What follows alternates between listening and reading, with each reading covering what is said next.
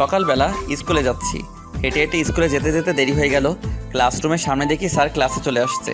আমি স্যারকে বললাম, স্যার আসতে পারি? আসেন আসেন। তা মহারাজ, এত দেরি হলো কেন? না মানে স্যার, রাস্তায় জ্যাম ছিল। আয় যা বস। আমি গিয়ে সবার পিছনে বসলাম। আমার সাথে কেউ নাই, আমি একাই বসে আছি। স্যার ক্লাস করাচ্ছে, আমি ক্লাসে মন দিলাম। হঠাৎ স্যার আমাকে প্রশ্ন করলো।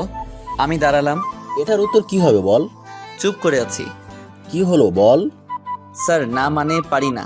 বস অপদার্থ, তোর দ্বারা কিচ্ছুই হবে না। বসে পড়লাম। স্যার আবার পড়াতে পড়লাম। এবার আমার পরিচয়টা দেই। আমি শাহরিয়ার রহমান, এবার ক্লাস 10-এ পড়ি। বাবা মায়ের বড় ছেলে। আমার ছোট ভাই আছে আর একটা বোন আছে। বাবা আইনজীবী, মা গৃহিণী। স্যার ক্লাস শেষ করে চলে গেল। এভাবে সবগুলো ক্লাস শেষ করলাম। স্কুলে তেমন কোনো বন্ধু নেই, কারণ আমি তাদের মতো পড়াশোনা পারি না। স্কুলে সবাই আমাকে অপদার্থ বলে চিনে। আমি ক্লাস শেষ করে বাইরে আসলাম। ফোন বের করে দেখি 1টা বাজে। তারপর একটা রিক্সা নিয়ে বাসায় আসলাম। বাসায় এসে মাকে বললাম, মা খাবার দাও। ফ্রেশ হয়ে আয়, দিচ্ছি।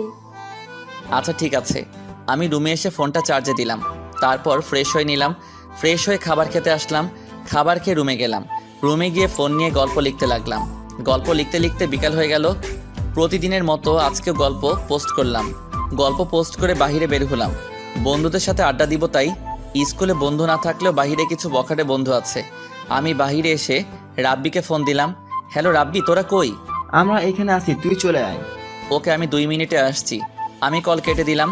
কল কেটে সেখানে গেলাম। দেখি সবগুলো বসে আছে। আমি গিয়ে তাদের সাথে বসলাম। তখন রাব্বি বলল, দোস্ত, তোর তো রেজিস্ট্রেশন হয়নি, আমাদের স্কুলে চলে আয়। লাভ নাই রে, বাবা আসতে দিবে না। আর বাবা কী রকম লোক জানিস তো। জানি। দোস্ত চল আজ মেয়ে পটাই। কার জন্য? আমার জন্য। তুই না রিলেশন করছিলি? আরো লাগবে। তাহলে কিন্তু আমি বাস দিব, সবার জন্য একটা করে। সবার জন্য যদি একটা হয় তাহলে তুই কেন প্রেম করিস না? এমনি ভালো লাগে না রে। আর তাছাড়া আমার গল্প লিখতে সময় চলে যায়। ভাই, তোর মতো ধৈর্য আমার নাই, এসব কাজ তোকে দ্বারাই সম্ভব। তা তো রিলেশন কেমন চলে?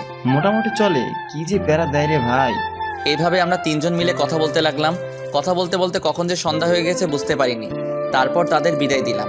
আমি বাসায় চলে আসলাম। এসে কলিং বেল দিলাম। তখনই রাইসা এসে দরজা খুলে দিল। আমাকে বলল, ভাইয়া, বাবা চলে আসছে। ও এখন কই? সোফায় বসে আছে। আচ্ছা। আমি ভিতরে গেলাম। তখনই বাবা বলল, কি রে, এতক্ষণ কই ছিলি?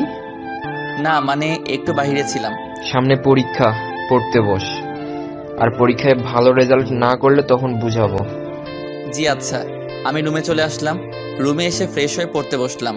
আসলে পড়তে বসলাম শুধু দেখানোর জন্য। বই সামনে রেখে ফোন টিপছি। নোটিফিকেশন চেক করতে লাগলাম। কমেন্টগুলো পড়তে লাগলাম। তখনই একটা মেয়ের আইডি থেকে মেসেজ আসলো। আইডির নাম ছিল জিয়া রহমান। আমি মেসেজ ওপেন করলাম। ভাইয়া, আপনার গল্পগুলো খুব ভালো লাগে পড়তে। আমি লিখলাম, জি আপু ধন্যবাদ। আচ্ছা ভাইয়া, আপনার নাম কি? শাহরিয়া রহমান। আপনার? জিয়া রহমান। ও আচ্ছা। তা কি করেন আপনি? পড়াশোনা করি। আপনি? আমিও। তা কোন ক্লাসে পড়েন? এবার 10। আপনি? আমিও। ও ভালো। কি করছেন এখন? বই সামনে রেখে ফোন টিপছি। ও, তাহলে পড়েন না কেন? এমনিতেই ভালো লাগে না। এটা কোনো কথা হলো? আপনি কি করছেন? বারান্দায় বসে কফি খাচ্ছি আর আপনার সাথে কথা বলছি। ও, পড়তে বসবেন না? বসবো, কফিটা শেষ করি। ও আচ্ছা। আমরা কি বন্ধু হতে পারি? অবশ্যই, কেন নয়। তাহলে তুই করে বলবো, কেমন? আচ্ছা, সমস্যা নেই। এখন বাই, পড়তে হবে। রাতে লাইনে আসবেন। 9টায়। আচ্ছা ঠিক আছে। বাই তাহলে। Okay bye. তারপর আর জিয়া অফলাইনে চলে গেল। মেয়েটির সাথে কথা বলে ভালোই লাগলো, বেশ মিশুক প্রকৃতি। তারপর ফোনে ফ্রি ফায়ার খেলতে লাগলাম। বই সামনে রেখে ফ্রি ফায়ার খেলতে খেলতে 9টা বেজে গেল। তখন রাহাত আসলো। এসে আমাকে বলতে লাগলো, তুই যা, আমি আসছি। রাহাত চলে গেল। আমি খাবার খেতে আসলাম। দেখি খাবার টেবিলে সবাই আছে। আমি গিয়ে বসলাম। মা আমাকে খাবার দিল। তখন বাবা বলল, তুই নাকি ক্লাসে পড়াশোনা পারিস না? না, পারি তো। আমাকে তো তোর স্যার ফোন করে বলছে। আর হবে না এমন। খাবার খাওয়ার সময় কথা বলতে নাই। চুপচাপ খাবার শেষ করে রুমে আসলাম, এসে শুয়ে পড়লাম। তারপর ডেটা অন করে মেসেঞ্জারে ঢুকলাম, দেখি জিয়া মেসেজ দিয়েছে। কি হলো? 9টা বাজে। বলো। আছি। কই তুই? এখন কয়টা বাজে? কেন তোর ঘরে ঘড়ি নাই? আছে তো, তুই দেখ কয়টা বাজে। 9:23 বাজে। কেন? আমি কতক্ষণ ধরে ওয়েট করছি। ও আচ্ছা, এই ব্যাপার। হুম তা ঘুমাবি না? একটু পর, এখন ঘুম আসছে না। ও, আন্টি কেমন আছে? ভালো, তোর? ভালো। তখনই একটা ছেলের আইডি থেকে মেসেজ আসলো। আইডির নাম Prince Sakib. Hello. Hello bro, কেমন আছো? আলহামদুলিল্লাহ ভালো, তুমি? আলহামদুলিল্লাহ ভালো। তা কি করো? শুয়ে আছি, তুমি? আমিও। তখন জিয়া মেসেজ দিল। কি রে, কই গেলি? সকালে কথা বলবো। আচ্ছা ঠিক আছে। ছেলেটিকেও বিদায় দিলাম। তারপর ফোনটা চার্জে দিয়ে ঘুমিয়ে পড়লাম। সকালে মার ডাকে ঘুম ভাঙলো। তারপর উঠে ফ্রেশ হয়ে নিলাম, রেডি হয়ে মার কাছে গেলাম। মা, টাকা দাও। এই নে। মা, মাত্র 100 টাকা। কেন, এটা দিয়ে হবে না নাকি? আচ্ছা হবে, বাই, আমি গেলাম। আচ্ছা যা, সাবধানে যাবি। ওকে মা। আমি বাহিরে এসে সাইকেল বের করলাম। তারপর সাইকেল দিয়ে আনমনে স্কুলের দিকে যেতে লাগলাম। স্কুলে গিয়ে সাইকেল রেখে ক্লাসের দিকে গেলাম। ক্লাসে গিয়ে দেখি এখনও স্যার আসে নাই। আমি গিয়ে পিছনে বসলাম। তখন ক্লাসের সবাই আমাকে নিয়ে কথা বলতে লাগলো, মানে অপমান। ক্লাসের ফার্স্ট বয় রাকিব বলতে লাগলো, আরে জানিস আমাদের সাথে কে পড়ে? জানি তো, বিশিষ্ট লেখক। আরে আরো একটা পরিচয় আছে। ও জানি তো, অপদার্থ। জানিস এত কিছু বলি তবুও লজ্জা নাই। রে, নির্লজ্জ বেহায়া। থাক বলিস না বেচারা। এইভাবে আরো অনেক কথা বলতে লাগলো। আমি সব সহ্য করলাম, কিছু বলার নাই, কারণ আসলেই তো আমি অপদার্থ। একটু পরে স্যার ক্লাসে আসলো। স্যার এসে ক্লাস করাতে লাগলো। এক সময় স্যার বলল, তোমাদের সামনের এত তারিখ থেকে নির্বাচনী পরীক্ষা, কেউ যদি ফেল করো তাহলে এসএসসি পরীক্ষা দিতে পারবে না। তখন রাকিব বলল, স্যার, কিন্তু আমাদের ক্লাসে একজন আছে, তাকে নিয়ে কি বলবেন? তাকে নিয়ে কোনো চিন্তা করিস না, অপদার্থ একটা। তারপর স্যার আবার পড়াতে লাগলো। এইভাবে সবগুলো ক্লাস করলাম। সবগুলো স্যারই আমাকে অপদার্থ বলে। সব ক্লাস শেষ করে বের হলাম। তারপর সাইকেল নিয়ে পার্কে চলে আসলাম। পার্কে এসে একা একা বসে আছি নদীর পাড়ে। বসে বসে গল্প লিখছি। এই নদীর পাড়ে বসে থাকতে অনেক ভালো লাগে, বিশেষ করে একা একা। গল্প লেখা শেষ করে দেখি 3টা বেজে গেছে। আমি গল্প পোস্ট করলাম, তখনই জিয়া মেসেজ দিল। আমি রিপ্লাই দিলাম, বলো। কেমন আছিস? আলহামদুলিল্লাহ ভালো, তুই? আলহামদুলিল্লাহ ভালো। তা কি করিস? এই তো বাসায় যাচ্ছি, তুই? আমি শুয়ে আছি। ও আচ্ছা, আমি বাসায় গিয়ে কথা বলবো। আচ্ছা ঠিক আছে, মেসেজে দিবি, আমি লাইনে থাকবো। তারপর ফোনটা পকেটে রেখে সাইকেল নিয়ে বাসায় আসলাম। বাসায় এসে কলিং বেল দিলাম। একটু পর মা দরজা খুলে দিল। কে রে, এতক্ষণ কই ছিলি? একটু বাহিরে ছিলাম। যা, ফ্রেশ হয়ে আয়, আমি খাবার দিচ্ছি। আচ্ছা। আমি রুমে এসে ফ্রেশ হয়ে খাবার খেয়ে নিলাম। খাবার খেয়ে ছাদে গেলাম। ছাদে একা বসে হেডফোন দিয়ে গান শুনতে লাগলাম। আমি জিয়াকে মেসেজ দিলাম, কি রে? বল। খেয়েছিস? তুই? মাত্র। তা পরীক্ষা কবে থেকে শুরু? এই তো আর 7 দিন বাকি। ও আমারও। তা প্রস্তুতি কেমন? ভালো না, তোর? আমার ভালো। তোর ভালো না কেন? এমনিতেই। আচ্ছা, ভালো করে পড় তাহলে। কেন, কথা বলবি না? তোর সামনে পরীক্ষা, তাই। তোরও তো পরীক্ষা, তাহলে তুই পড়িস না কেন? ইচ্ছে করে না। যা পড়তে বস, আর ঠিক মতো নামাজ পড়বি। চেষ্টা করব। এইভাবে তার সাথে আরো অনেক কথা বলতে লাগলাম। একটু পর সে অফলাইনে চলে গেল। তখনই আবার সাকিবের আইডি থেকে মেসেজ আসলো। ভাইয়া কেমন আছেন? আলহামদুলিল্লাহ ভালো, তুমি? এই তো আলহামদুলিল্লাহ ভালো। আচ্ছা ভাইয়া, একটা কথা বলি। বলো। আপনি সবসময় কষ্টের গল্প লিখবেন। আচ্ছা, আর আমি কষ্টের গল্প বেশি পছন্দ করি। আমারও পড়তে ভালো লাগে। গল্পের মাঝে আমাকে খুঁজে পাই। তুমি কি কাউকে ভালোবাসো? ভাই, আপনি কাউকে ভালোবেসেছেন? না, তেমন কাউকে পাইনি। ভাই, প্রেম না করলে গল্পের শেষে এত রোমান্স করে দেন কেমনে? গল্প লিখলে কি প্রেম করতে হবে, এমন কোনো নিয়ম আছে? না তা না। আচ্ছা, আপনার বাসা কই? ময়মনসিংহ। তোমার? ঢাকা উত্তরা। ও, এভাবে তার সাথে আরো কথা বললাম। কথা বলতে বলতে কখন যে সন্ধ্যা হয়ে গেছে বুঝতে পারিনি। সন্ধ্যায় রুমে আসলাম। রুমে এসে ফোনটা একটু চার্জে দিলাম। তারপর পড়তে বসলাম, কিন্তু পড়তে ইচ্ছে করছে না। বই নিয়ে শুধু পাতা উল্টাচ্ছি, কিন্তু কোনটা পড়বো বুঝতে পারছি না, কারণ সব পড়া বাকি। তারপর একটা বিষয় নিয়ে পড়তে লাগলাম। পড়তে পড়তে খাবারের সময় হয়ে গেল। তারপর খাবার খেতে আসলাম। চুপচাপ খাবার খেয়ে নিলাম, তারপর রুমে আসলাম। রুমে এসে ফোন টিপতে লাগলাম, কমেন্টগুলো পড়তে লাগলাম। আবার জিয়া মেসেজ দিল, কিরে কি করিস? শুয়ে আছি, তুই? আমিও। তা খেয়েছিস? তুই? দোস্ত তোর একটা পিক দে। আগে তোরটা দে, তারপর। না, আগে তোরটা দে। Okay wait. তারপর আমি পিক দিলাম, একটু পর জিয়াও তার পিক পাঠালো। আমি দেখে তো পুরাই ক্র্যাশ। মায়াবী দুটি চোখ, চিকন একজোড়া ঠোঁট, উফ, দেখতে পরীর মতো লাগছিল। কিছু বললাম না। দোস্ত জানিস, আমি এসএসসি পরীক্ষার পর মেসে চলে যাব ঢাকায়। ও আচ্ছা। আচ্ছা তুই রিলেশন করিস? কথা বলে কি মনে হয়? জানি না, বল না। না রে, কখনো পাইনি মনের মতো। তাছাড়া আমার আবার প্রেম। কেন? তা তুই কি করিস? প্রেম করি না, কিন্তু একজনকে ভালো লাগে খুব। ও ভালো। আচ্ছা এখন ঘুমাই রে। আচ্ছা বাই। আমি ঘুমিয়ে পড়লাম। এভাবে দেখতে দেখতে পরীক্ষা চলে আসলো। জিয়ার সাথে বন্ধুত্ব আর অনেক ফ্রি, আর সাকিবের সাথেও অনেক ফ্রি। সবগুলো পরীক্ষা মোটামুটি ভালো দিলাম, কিন্তু গণিত পরীক্ষা তেমন ভালো হয়নি। পরীক্ষা শেষে একদিন বিকালে ছাদে বসে আছি, তখন হঠাৎ দেখি বাবা ছাদে। বাবা আসতেই আমি দাঁড়িয়ে গেলাম। বাবা বলতে লাগলো, কি রে, তুই নির্বাচনী পরীক্ষায় গণিতে ফেল করছিস কেন? চুপ করে আছি। সারাদিন ফোন নিয়ে পড়ে থাকিস কেন? আজ থেকে তোর ফোন চালানো বন্ধ। আমার হাত থেকে ফোনটা নিয়ে গেল। বাবা ঠাস করে আমাকে চড় দিল, তারপর চলে গেল। আমি রুমে আসলাম। রুমে এসে দরজা বন্ধ করে দিলাম। মার রুম থেকে ঝগড়ার আওয়াজ আসলো। আমি জানি এখন বাবা মার সাথে ঝগড়া করছে। ঝগড়ার মাঝে থাপ্পড়ের আওয়াজ পেলাম। বুঝলাম বাবা মাকে মারছে। তখন মনে হয়েছিল নিজেকে শেষ করে দেই, কারণ আমার জন্য মা বাবার হাতে চড় খেলো। আমি বিছানায় শুয়ে পড়লাম।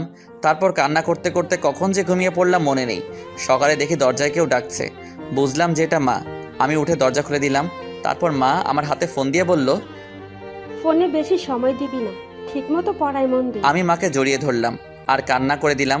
তখন মা বলল, এই নে 4,000 টাকা। তুই অনেক দিন ধরে বলেছিলি গিটার কেনার কথা, আমার কাছে আর নেই। টাকাগুলো নিয়ে মাকে বললাম, মা তুমি আমার জন্য কেন কষ্ট করো? যেদিন তুই সন্তানের বাবা হবি সেদিন বুঝতে পারবি। মা, কালকে আমার জন্য বাবা তোমাকে মেরেছিল, তাই না? না, রেডি হয়ে আয়, স্কুলে যেতে হবে। আচ্ছা। আমি রুমে এসে ফ্রেশ হয়ে রেডি হয়ে নিলাম।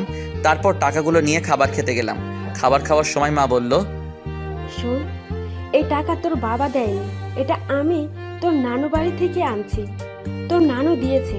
আচ্ছা মা। আমি খাবার খেয়ে স্কুলে গেলাম। স্কুলে যেতে যেতে দেরি হয়ে গেল। ক্লাসের সামনে গিয়ে দেখি স্যার ক্লাস করাচ্ছে। আমি স্যারকে বললাম, স্যার আসতে পারি? তোর মতো অপদার্থ ক্লাস করে কি করবি? মাথা নিচু করে আছি। আমি পিছনের বেঞ্চে গিয়ে বসলাম। স্যার ক্লাসে পড়া বোঝাচ্ছে। আমি সেদিকে খেয়াল করলাম না, কারণ আজ আমি গিটার কিনবো, সেজন্য খুব খুশি লাগছে। সবগুলো ক্লাস শেষ করলাম। ক্লাস শেষ করে বাইরে বের হলাম। তারপর রাব্বিকে ফোন দিলাম। কিছুক্ষণ পর কল ধরলো। হ্যালো, কই তুই? আমি মাত্র স্কুল থেকে বের হলাম। কেন? এই মোড়ে দাঁড়া, আমি 2 মিনিটে আসছি। ওকে আয়। আমি কল কেটে মোড়ে গেলাম।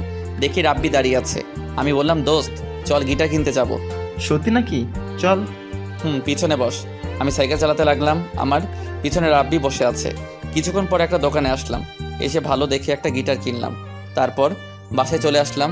রাব্বিকে তার বাসায় পৌঁছে এসে কলিং বেল দিলাম। একটু পর ছোট বোন এসে দরজা খুলে দিল। আমার হাতে নতুন গিটার দেখে অবাক। কি রে মা, কই? আমি গিটার নিয়ে রান্নাঘরে আসলাম আর মাকে দেখালাম। ভালো হয়েছে, এবার ফ্রেশ হয়ে আয়, আমি খাবার দিচ্ছি। ঠিক আছে মা। যা। আমি রুমে আসলাম।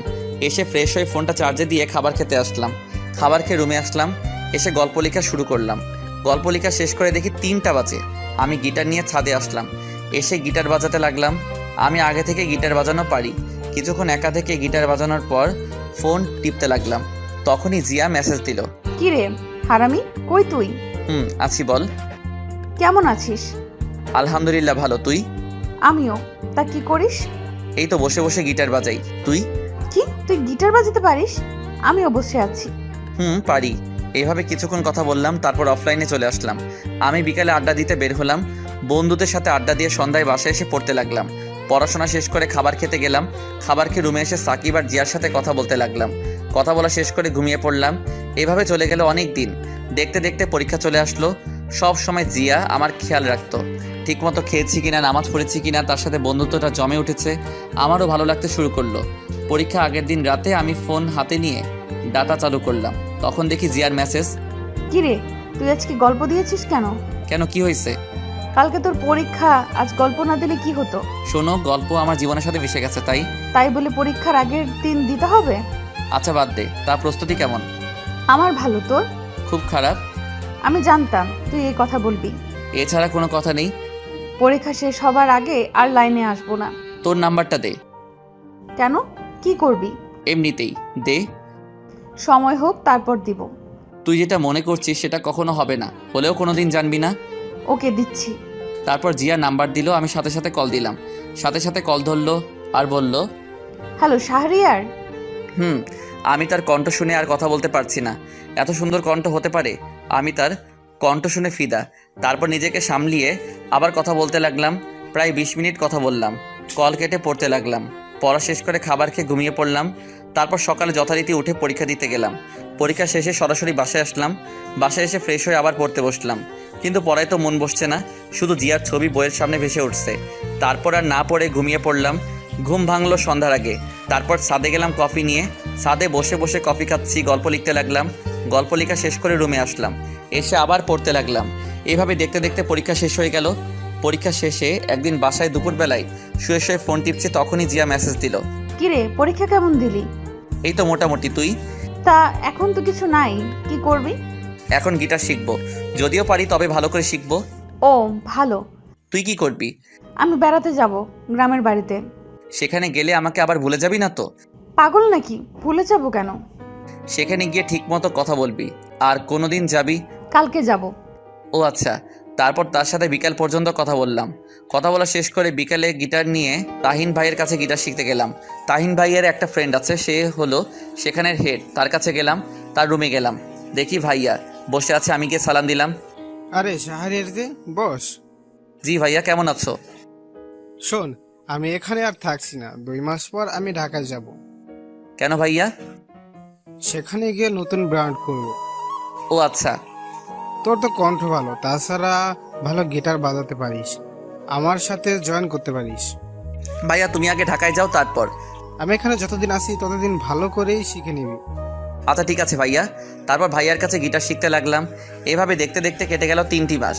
আজ রেজাল্ট দিবে। সকালে ঘুমিয়ে আছি, হঠাৎ করে বাবা রুমে আসলো। আমি উঠে বসলাম। বাবা আমাকে বলতে লাগলো, কি রে, তোকে আমি এই জন্য টাকা দিয়ে পড়াশোনা করাচ্ছি, টেনে টুনে পাশ করার জন্য? চুপ করে আছি।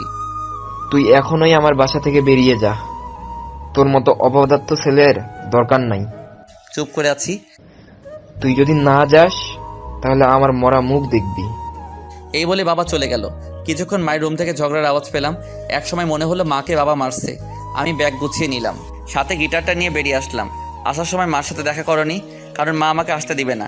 আমি অনেক আগে থেকেই অনুমান করতে পেরেছিলাম যে পরীক্ষায় ভালো রেজাল্ট না করলে বাবা বাসা থেকে বের করে দিবে। ঠিক আজ তাই হলো। আমি বাস স্টেশনে আসলাম, তারপর ঢাকার টিকিট কাটলাম। টিকিট কেটে বাসে বসে আছি আর ভাবছি, সবাই যদি পড়াশোনা পারে, আমি কেন পারবো না? আমাকে পারতেই হবে। যে করে হোক আমি নিজেকে পরিবর্তন করব। মার জন্য খুব কান্না পাচ্ছে। পরীক্ষায় কম পেলে কি সন্তানরা অপদার্থ হয়ে যায়? এসব ভাবছি আর কান্না করছি। আমি ফোন বের করে সাকিবকে মেসেজ দিলাম, সাকিব আমি ঢাকায় আসছি। কিছুক্ষণ পর সাকিব রিপ্লাই দিল, তুমি আসো, সমস্যা নেই। তুমি বাস স্টেশনে থাকবা? আচ্ছা ঠিক আছে, এসে আমার নম্বরে ফোন দিও। ওকে ঠিক আছে। তখনই জিয়া মেসেজ দিল, দোস্ত, আমি A+ পেয়েছি। ভালো তো, মিষ্টি কই? তা তোর রেজাল্ট কি? আমার কথা বাদ দে, আরে বল না, রাতে বলবো, এখন না। আমার মনে হচ্ছে তোর কিছু হয়েছে। হয়েছে, রাতে কল দিয়ে বলবো। আচ্ছা, সকালে নাস্তা করেছিস? না করিনি, তুই? করেছি। তুই এখনো করিসনি কেন এটা বল? তাড়াতাড়ি খাবার খেয়ে আয়। না, ভালো লাগছে না। প্লিজ যা, খাবার খেয়ে আয়। দোস্ত আমি বাসে আছি, পরে খাবো। কেন, তুই কোথায় যাচ্ছিস? রাতে বলবো। আমার খুব চিন্তা হচ্ছে। এভাবে তার সাথে কিছুক্ষণ কথা বলতে লাগলাম। তারপর আমি অফলাইনে চলে আসলাম। ফোনটা পকেটে রেখে বাসের সিটে হেলান দিয়ে ঘুমানোর চেষ্টা করলাম। ঘুম ভাঙলো একটা বাস কন্ডাক্টরের ডাকে। ঢাকা চলে আসছি। ও, তারপর আমি ব্যাগ নিয়ে বাস থেকে নামলাম। বাস থেকে নেমে একটা ফাঁকা জায়গায় এসে সাকিবকে কল দিলাম। কল হতেই কল ধরলো। তুমি চলে আসছো? ওকে, আমি আসছি। আচ্ছা ঠিক আছে। কল কেটে দিলাম। তারপর একটা দোকানে গেলাম। দোকানে গিয়ে রুটি আর কলাকে অপেক্ষা করতে লাগলাম। কিছুক্ষণ পর সাকিব আসলো, তারপর তার সাথে একটা রিক্সা দিয়ে একটা বাসার সামনে আসলাম। আমি বললাম, এখনই নাকি? চলো ভেতরে যাই। আমি আর সাকিব ভিতরে গেলাম। সাকিব দরজার কাছে গিয়ে কলিং বেল দিল। একটু পর একজন মহিলা এসে দরজা খুলে দিল। সাকিব ওনাকে বলল, মা, এই হচ্ছে শাহরিয়া। বাবা কেমন আছো? জি আন্টি, আলহামদুলিল্লাহ ভালো। আপনি? ভালো আছি, ভেতর আসো। তারপর ভিতরে গেলাম। ভিতরে গিয়ে বসলাম সোফায়। তখন আন্টি বলল, শাহরিয়ার ফ্রেশ হয়ে আসো, আমি খাবার দিচ্ছি তোমাদের। জি আচ্ছা। আমি ফ্রেশ হতে গেলাম সাকিবের সাথে। সাকিবের রুমে ব্যাগটা রেখে ফ্রেশ হয়ে নিলাম। তারপর সাকিবের সাথে খাবার খেতে গেলাম। খাবার খাওয়ার সময় দেখে একটা বয়স্ক লোক। সাকিবকে জিজ্ঞেস করলাম, এটাকে? এটা আমার নানা। আমি নানাকে বললাম, নানা ভালো আছেন? তুমি নাকি? আলহামদুলিল্লাহ, আমিও ভালো আছি। খাবার খাও, তারপর আড্ডা দিব। ঠিক আছে। তারপর আমরা সবাই মিলে খাবার খেয়ে নিলাম। খাবার খেয়ে রুমে আসলাম। একটু পর সাকিব আসলো। এখন একটু শুয়ে থাকো, বিকালে ঘুরতে যাব। তুমি আমার বড়, আমাকে তুই করে বলবা প্লিজ। আরে না, এটা কি করে হয়? না হলে কিন্তু চলে যাব। আচ্ছা ঠিক আছে, তুই করেই বলবো। হুম। তা কলেজে ভর্তি হবা না? হব। ও। তখনই নানা ভাই আসলো। অতবার নানা ভাইয়ের সাথে আড্ডা দিতে লাগলাম। আড্ডা দিতে দিতে বিকাল হয়ে গেল। তারপর সাকিব বলল, চলো কোথাও থেকে ঘুরে আসি। দাঁড়াও, আমি একজনকে ফোন দেই। আমি তাহিন ভাইকে ফোন দিলাম। কিছুক্ষণ পর কল ধরলো। হ্যালো শাহরিয়ার, বল। ভাই আমি ঢাকায়, আমি তোমার সাথে জয়েন হতে চাই। তুই এখন আসতে পারবি? পারবো ভাই। তাহলে এই ঠিকানায় তোর গিটার নিয়ে চলে আয়। ঠিক আছে। তারপর বের হলাম। সাকিব তার বাইক বের করলো। আমি বললাম, ভাই তুমি গিটার নিয়ে বসো, আমি চালাচ্ছি। ওকে। তারপর আমি বাইক চালাচ্ছি। সাকিব রাস্তা বলে দিতে লাগলো। কিছুক্ষণ পর সেই জায়গায় আসলাম। একটা বাড়ির সামনে আমি কল দিলাম, ভাই আমি বাসার নিচে। তুই দোতলার ডান দিকের রুমে চলে আয়। ওকে ঠিক আছে। তারপর বাইক রেখে উপরে গেলাম। দেখি দরজা খোলা। আমি ভিতরে গেলাম, গিয়ে সালাম দিলাম, ভাই। বস। তা এটা কি? ভাই তাদের বাসায় উঠছি, আমার বন্ধু। বস, আর এই নে। একটা কাগজ দিয়ে আমি নিলাম। ভাই এটা কি? এই গান, আর তুই বাসায় গিয়ে শিখে নিবি, কালকে একটা জন্মদিনের প্রোগ্রাম আছে। আচ্ছা বস, এখন আর আমাদের সাথে গিটার ধর, আর ভালো করে দেখে গিটার কিনতে হবে। জি আচ্ছা। তারপর বসলাম। ভাই তার বন্ধুদের সাথে পরিচয় করিয়ে দিল। আমিও পরিচিত হয়ে নিলাম। সবাই খুব ভালো। তারা ছিল 3 জন, সবাই সিনিয়র। বসে গিটার প্লে করলাম। ভাই সেখানে সন্ধ্যা পর্যন্ত প্র্যাকটিস করে বাইরে আসলাম। তা কালকে তো রাতে প্রোগ্রাম। তুমিও যাবা? আমি না। তুমি যাবা, এটাই শেষ। আর কালকে সকালে একটা কলেজে ভর্তি হতে হবে। এটা নিয়ে চিন্তা করো না, আমি ভর্তি করিয়ে দেব। চলো বাসার দিকে যাই। চলো। তোমার কাল অফিস নাই? আছে, তবে তোমাকে ভর্তি করে তারপর যাব। ও আচ্ছা। তারপর বাসায় চলে আসলাম। বাসায় এসে ফ্রেশ হয়ে নিলাম। ফ্রেশ হয়ে বিছানায় বসে ফোন টিপতে লাগলাম। জিয়া মেসেজ দিল। ওই কল দে আর আমাকে সব বল। ওকে।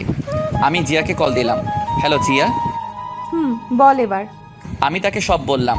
সব শুনে সে বলল, সবই তো বুঝতে পারছি, কিন্তু তোর খরচ কে চালাবে? প্রোগ্রাম করব, আর দেখি কয়েকটা টিউশন পাই কিনা। তুই কি সেখানে থাকবি নাকি মেসে উঠবি? কিছুক্ষণ পর মেসে উঠবো।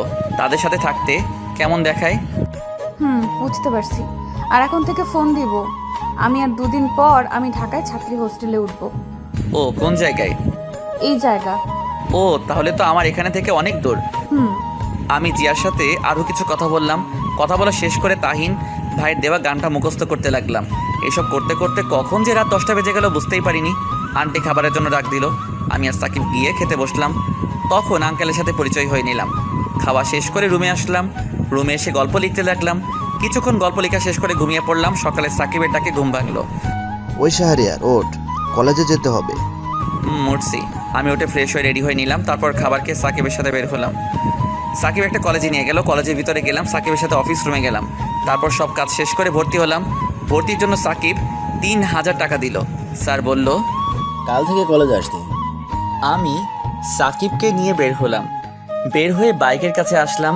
ভাই আমি ম্যাসে উঠবো, আর আমাকে কয়েকটা টিউশনি ঠিক করে দিতে পারবা? এসব লাগবে না, তোর সব খরচ আমি দেব। না এটা হয় না। চল, তোকে বাসায় নামিয়ে দিয়ে আমি অফিসে যাব। ওকে। তারপর সাকিব আমাকে বাসার সামনে নামিয়ে দিল।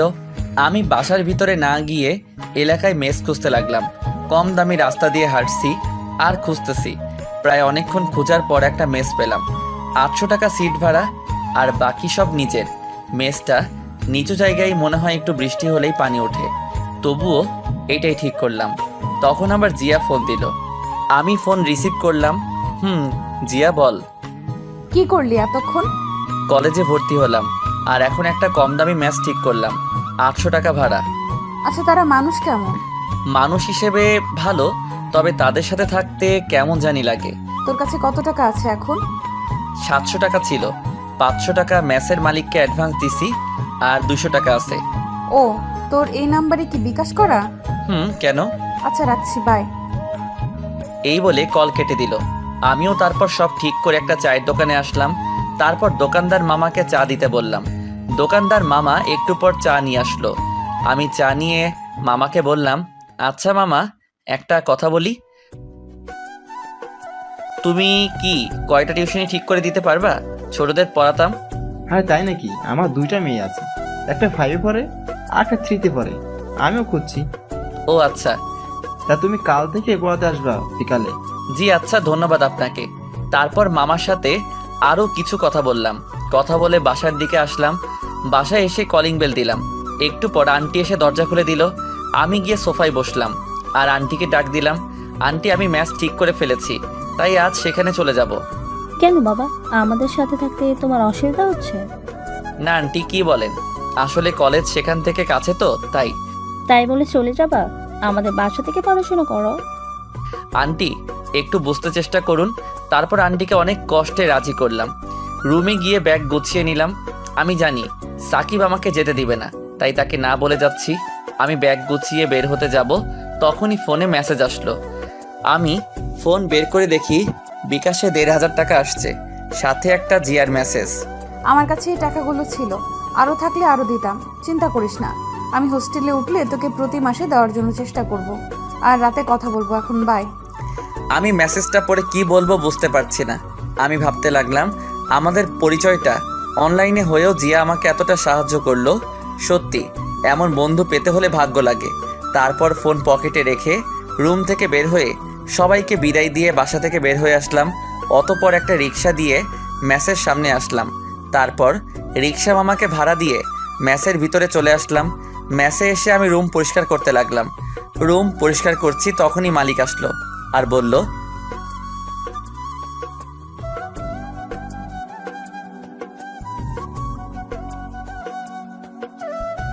জি আচ্ছা। তারপর আমি ওনার সাথে সব আনতে গেলাম, এনে সব ঠিক করতে লাগলাম। সব কিছু ঠিক করে দেখি বিকাল হয়ে গেছে। আমি জানি এই চকি আর তোষক আরেকজনের, আর শালার এই মালিকে চাপাবাজি করে টাকা হাতানোর ধান্দা। তবু কিছু করার নেই, দিতে হবে।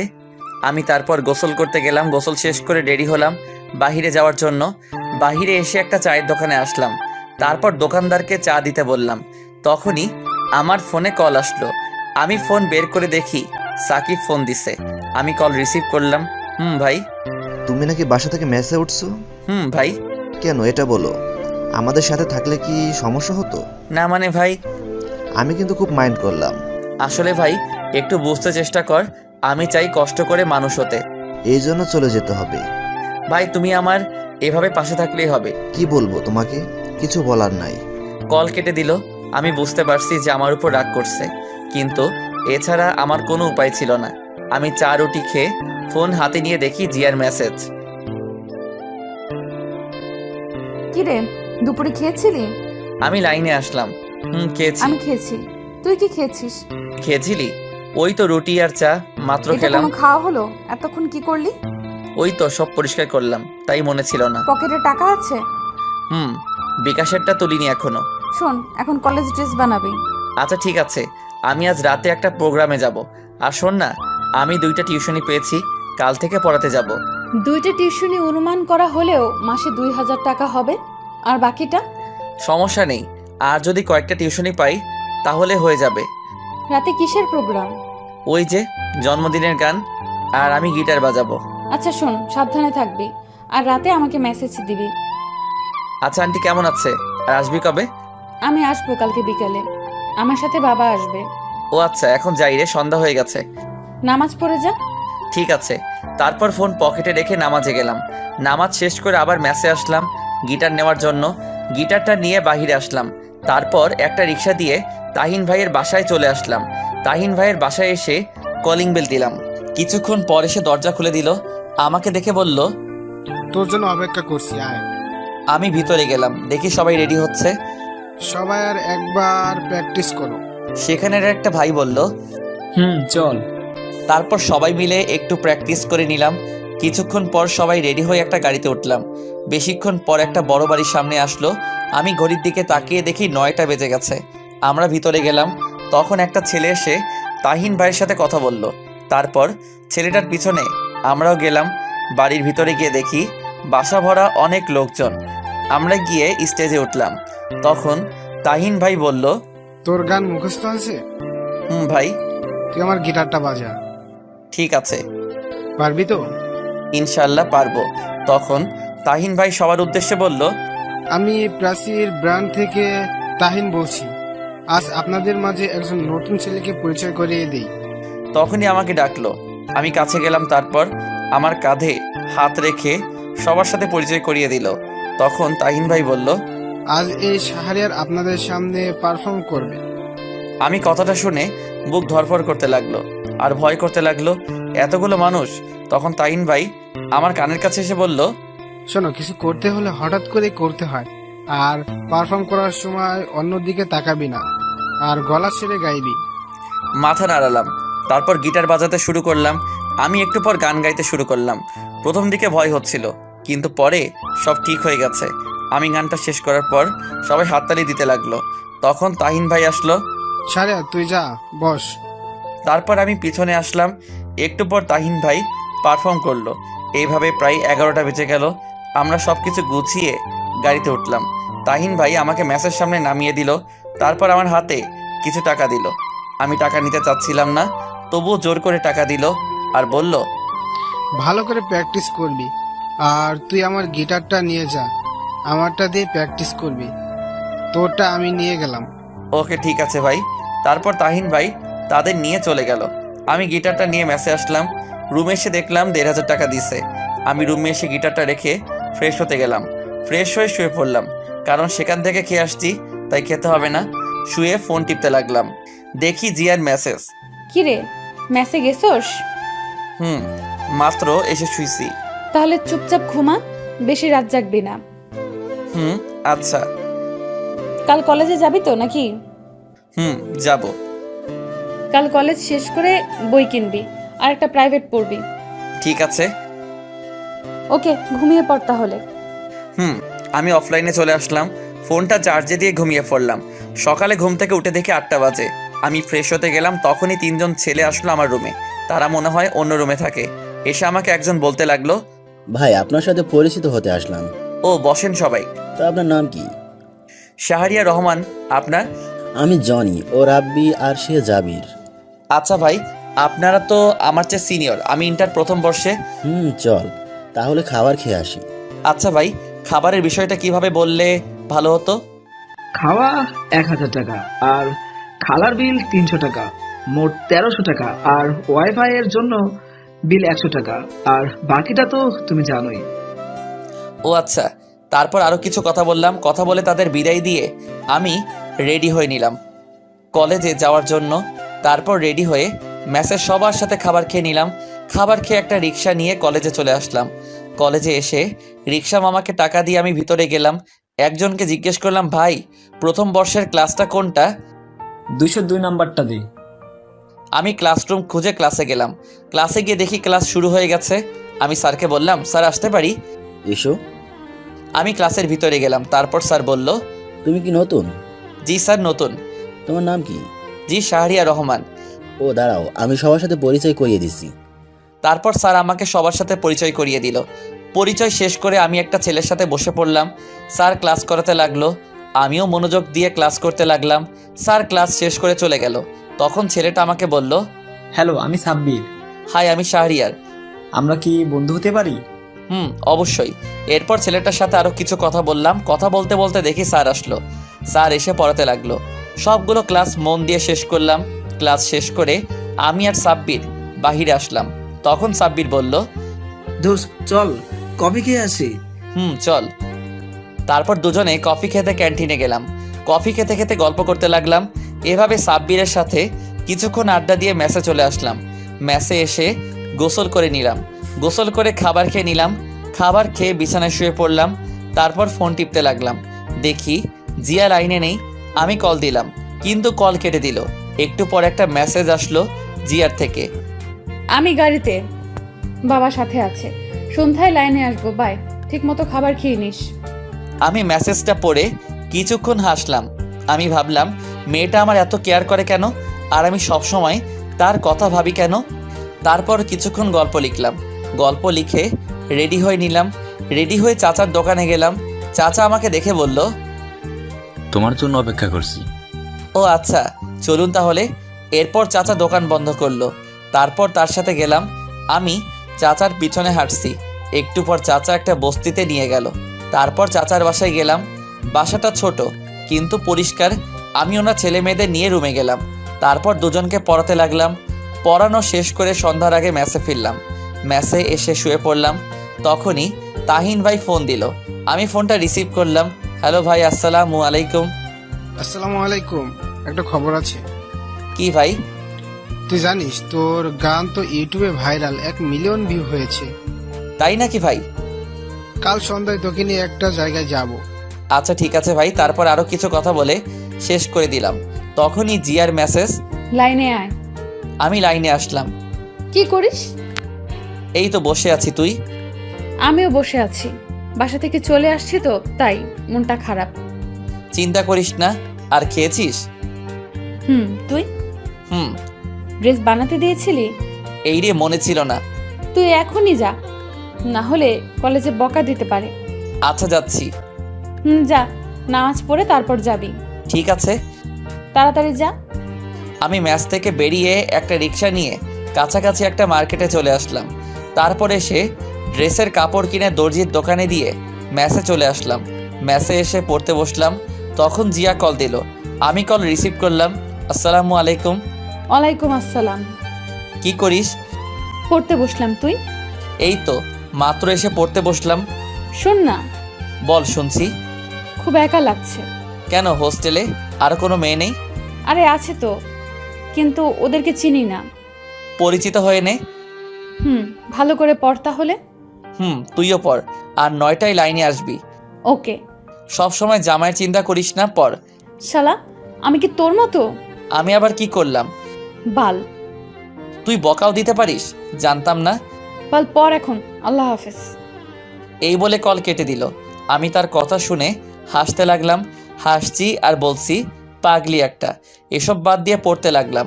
কালকের পড়া শেষ করে খাবার খেয়ে নিলাম। খাবার খেয়ে দেখি 9:30 বাজে। আমি বিছানায় শুয়ে পড়লাম। তারপর লাইনে এসে দেখি জিয়ার অনেকগুলো মেসেজ। ওই শালা, 9টা বাজে। শালা কই তুই? কিরে কই তুই? এরকম আরও অনেক মেসেজ। আমি রিপ্লাই দিলাম, বল। আসছি তো। রাগ করিস কেন? আমি খেতে গেছিলাম তাই দেরি হয়েছে, সরি। ও আচ্ছা ঠিক আছে। তুই খেয়েছিস? শোন না। বল। আমিও গল্প লিখতে চাই। ও আচ্ছা, লিখবি, সমস্যা কি? কিন্তু কিভাবে শুরু করব এটা বলে দে। প্রথমে প্রাকৃতিকভাবে শুরু হবে, তারপর মাঝে ঘটনা থাকবে, শেষে মিল থাকবে। আচ্ছা শোন, আমি গল্প লিখে তোকে দেখাবো। কলেজে ভর্তি হয়েছিস? কাল থেকে কলেজে যাব। ও আচ্ছা। এখন ঘুমিয়ে পড়। ঠিক আছে, তুইও ঘুমিয়ে পড়িস। ঠিক আছে। তারপর ফোন চার্জে দিয়ে ঘুমিয়ে পড়লাম। সকালে ঘুম থেকে উঠে ফ্রেশ হয়ে খাবার খেয়ে নিলাম। তারপর রেডি হয়ে রিক্সা নিয়ে কলেজে চলে আসলাম। কলেজ শেষ করে ম্যাচে এসে গোসল করে খাবার খেয়ে নিলাম। তারপর কিছুক্ষণ শুয়ে থেকে বিকালে টিউশনি করিয়ে সন্ধ্যায় তাহিন ভাইয়ের বাসায় গেলাম। আমি কলিং বেল দিলাম। একটু পর দরজা খুলে দিল। আমাকে দেখে বলল, তোর জন্য অপেক্ষা করছি, আয় ভিতরে আয়। আমি ভিতরে গিয়ে সোফায় বসলাম। তাহিন ভাইও বসলো আর আমাকে বলল, তোকে গান গাওয়ার জন্য অনেক বড় একটা চ্যানেল অফার দিয়েছি, আর আমি গান বাজনা ছেড়ে দেব। মানে কেন ভাই? আরে সংসার করতে হবে তো, বিয়ের বয়স তো পার হয়ে যাচ্ছে। ও আচ্ছা। আমি সবার সাথে আলোচনা করছি, এই ব্র্যান্ডের সকল দায়িত্ব তোর হাতে তুলে দিতে চাই। না ভাই, আমি নতুন, এর চেয়ে রিফাত ভাইকে দাও, আমি পাশে থাকবো। গুড, আমি এটাই শুনতে চাইছিলাম। আমি তোকে পরীক্ষা করলাম। ও আচ্ছা, চল যাই। চলো। তারপর আমি আর তাহিন ভাইয়ের সাথে যেতে লাগলাম। নিচে এসে তার গাড়ি দিয়ে যেতে লাগলাম। তাহিন ভাই কিছুক্ষণ পর একটা স্টুডিওর সামনে নিয়ে আসলো। আমি তার সাথে ভিতরে গেলাম। ভিতরে গিয়ে দেখি 8 বা 9 জন তাহিন ভাইয়ের মতো ছেলে বসে আছে। এই হলো শাহরিয়ার। তাহিন ভাই তাদের কাছে গিয়ে বলল, ও আচ্ছা, তুমি বসো, আমি তার সাথে কথা বলছি। তাহিন ভাই একটা চেয়ারে বসলো। তারপর আমাকে জিজ্ঞেস করলো, তুমি ওই দিন যে গানটা গিয়েছিলে এটা কি আজ মাইক্রোফোনে বলতে পারবা? আমরা চাচ্ছি এটা ভালোভাবে গানটি আপলোড করতে। জি ইনশাল্লাহ পারবো। আর টাকা নিয়ে চিন্তা করো না, তোমার গান যদি সবার ভালো লাগে, তোমার গান যদি সবার ভালো লেগে যায় তাহলে কপাল। জি ভাই জানি। তা গানটা একবার প্র্যাকটিস করে নাও। জি আচ্ছা। তারপর গানের স্ক্রিপ্ট দিল। আমি ভালো করে পড়তে লাগলাম। কিছুক্ষণ পড়ার পর আমাকে একটা রুমে মাইক্রোফোনের সামনে দিয়ে আসলো। তারপর ভাইয়াটা চলে গেল। সামনে কাজ দেওয়া। একটু পর সবাই বলল, রেডি, 3, 2, 1, 0 অ্যাকশন। তারপর মিউজিক বাজতে লাগলো। একটু পর আমি গান গাইতে শুরু করলাম। গানটা শেষ করে আমি তাদের কাছে আসলাম। এসে সবাই বলতে লাগলো, তুমি এত সুন্দর গান গাইতে পারো ভাবতেও পারিনি, সত্যি। চুপ করে আছি।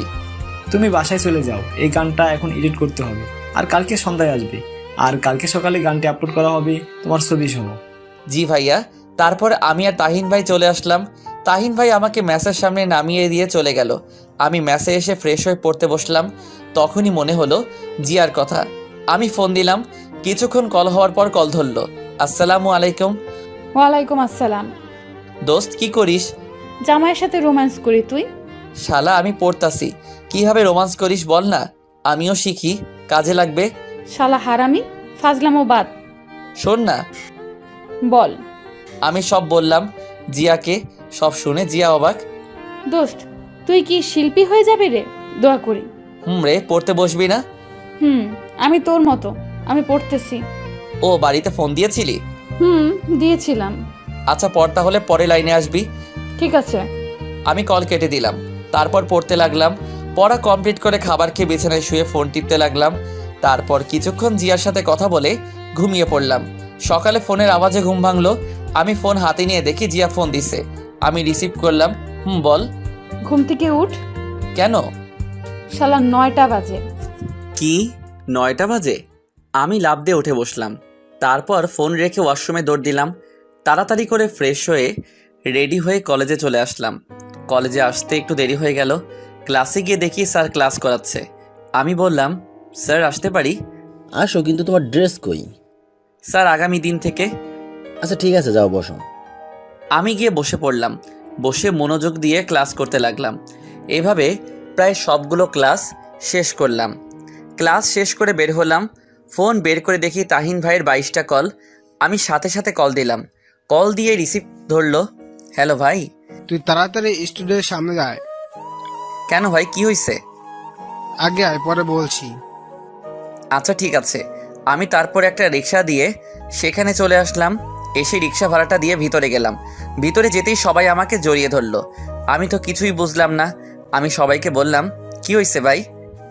তুই জানিস তুই এখন কতটা ভাইরাল? আমরা তোর ফেসবুক আইডির লিঙ্ক দিছি, তুই তোর ফেসবুক চেক করে দেখ। আমি কি বলবো বুঝতে পারছি না। আমি এতটা খুশি হয়েছি তা বলে বোঝাতে পারবো না। ভাই সব কিন্তু তোমাদের জন্য, তোমরা না থাকলে আমি কখনোই এটা পারতাম না। তখন চ্যানেলের পরিচালক জুবাইর ভাই বলল, জি ভাই। তখন জিয়া ফোন দিল। আমি কল কেটে দিলাম। তারপর সবার সাথে আরও কিছু কথা বললাম। কথা বলতে বলতে কখন যে বিকাল হয়ে গেল বুঝতেই পারিনি। আমি সবাইকে বিদায় দিয়ে প্রাইভেট পড়তে চলে আসলাম। প্রাইভেট পড়ানো শেষ করে দর্জির কাছ থেকে ড্রেস নিয়ে ম্যাসে আসলাম। ম্যাসে আসতে আসতে সন্ধ্যা হয়ে গেল। আমি ফ্রেশ হয়ে বিছানায় শুয়ে পড়লাম। তারপর জিয়াকে কল দিলাম। কল দিতেই জিয়া ফোন ধরলো।